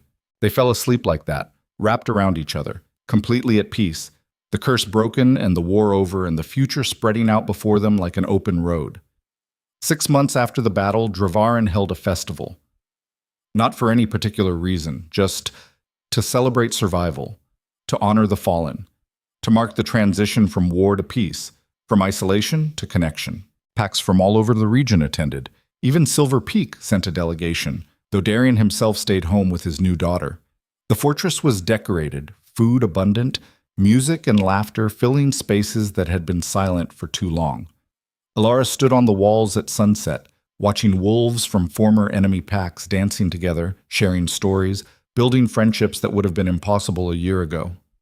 "You did this," Kira said, appearing beside her. "We did this," Elara corrected. "All of us. Together." "Don't be modest." Kira's smile was genuine. "A year ago, Dravarin was dying, isolated, trapped in old grudges, slowly destroying itself from the inside. You changed that. You gave us a future." "Riven gave me a choice," Elara said quietly. "I just chose to take it." "And kept choosing it, every day. Even when it was hard, even when it hurt." Kira's hand landed on her shoulder, brief and firm. "That's what makes you Luna. Not the bond, not the magic, the choice to keep showing up." She left Elara alone with the sunset in her thoughts. Riven found her there an hour later as the first stars appeared. "Hiding from your own party?" he asked. "Observing," Elara corrected. "There's a difference." Riven wrapped his arms around her from behind, chin resting on her shoulder. "What are you thinking about?" "Everything." Elara leaned back into him. "How much has changed? How different my life is now compared to what I thought it would be. How—" She paused, searching for words. "How grateful I am. For all of it. Even the parts that broke me. Because they remade you stronger? Because they taught me I could be remade at all." Elara turned in his arms, facing him. "I spent so long thinking I knew exactly who I was, what I wanted, where I belonged, and then it all fell apart and I had to build something new," Riven finished. "Build something true," Elara corrected. "Something that belonged to me instead of being inherited or expected." "And what did you build?" Elara looked at him, at this man who'd offered her power instead of pity, challenge instead of comfort, a future that required her to be everything she was capable of becoming. "Home," she said simply. "I built home." Riven kissed her, deep and slow and tasting like promises. Around them, the festival continued, music drifting up from below. But in this moment, on these walls, it was just the two of them. Two broken people who'd found each other in the wreckage and built something beautiful from the ruins. "I love you," Riven said against her mouth. "More than I thought I was capable of loving anything. More than the curse should have allowed. More than—" "I know," Elara smiled. "I feel it, every day, through the bond and beyond it." "Good." His arms tightened. "Because you're stuck with me now. For the rest of our lives, however long that is. Promise?" "Promise." They stood there as night fell completely, as stars filled the sky above Dravarin, as the future stretched out before them, full of possibility and challenge, and all the messy, complicated beauty of lives lived on their own terms. Elara thought about the girl she'd been, standing in a white dress, watching her future die, certain she'd never recover. She thought about the choices that had brought her here, crossing enemy borders, accepting impossible odds, learning to burn hot enough to break curses and win wars. She thought about the woman she'd become, scarred and strong and utterly, completely herself. And she realized something that made her chest ache with the weight of truth. She wouldn't change a single moment, not Darian's rejection, not the humiliation, not the pain or the war or the losses that still woke her at night sometimes. Because all of it, every brutal, beautiful, devastating moment had led her here, to this man, this pack, this life she'd built from ashes and spite and love that refused to die. "What are you thinking?" Riven asked quietly. Elara looked up at him, at the gold still burning in his eyes, a permanent reminder of the fire they'd shared, the curse they'd broken, the future they'd claimed together. "I'm thinking," she said, "that sometimes the worst thing that ever happens to you turns out to be the best thing, because it destroys who you were supposed to be and makes room for who you actually are." That's very philosophical for someone who once told me to fuck off in 3 different languages. Elara laughed. Genuine, unguarded, free. "I contain multitudes." "You really do." Riven's smile was soft, genuine, completely his. Terrifying multitudes. "And you love me anyway." "And I love you anyway," he agreed. Below them, the festival reached its peak. Wolves from a dozen packs dancing together, celebrating survival, building bridges that would hold long after tonight ended. Elara could see Kira laughing with a Silver Peak warrior, Torvon arm wrestling someone twice his size and losing spectacularly, children running between adults, playing games that knew no pack boundaries. This was what they'd fought for. Not territory or power or revenge, connection, community, the chance to choose something better than inherited hate. "Come on." Riven took her hand. "Our pack is celebrating. We should be there." "Our pack," Elara repeated, testing the words. They still felt new, still carried weight. "Our pack," Riven confirmed. "Our territory. Our future." He pulled her toward the stairs. "Come build it with me." And Elara went, willingly, joyfully, completely certain that this was exactly where she belonged. Not because destiny had placed her here, because she'd chosen it. Every day, every moment, every breath. She chose this life, this man, this fierce, complicated, beautiful pack that had given her room to become herself, and she'd keep choosing it for the rest of her life, however long that turned out to be. Years later, when young wolves asked Elara about the night she became Luna, about the rejection, the choice, the war, she would tell them the truth. That sometimes you have to lose everything to find out what you're actually made of. That the worst moments can forge the strongest steel. That love is a choice you make every day, not a destiny that chooses you. And that when someone offers you their hand in the darkness, when they give you a choice between safe and significant, you take it. You take it, and you don't look back. You take it, and you build something worth the cost. You take it, and you become someone who makes taking it worthwhile. That was the lesson Elara carried. The truth she'd earned in fire and blood and love that refused to be frozen. And standing on Drevarine's walls with Riven's hand in hers and their future spreading out like stars overhead, she knew with absolute certainty she'd made the right choice every single time.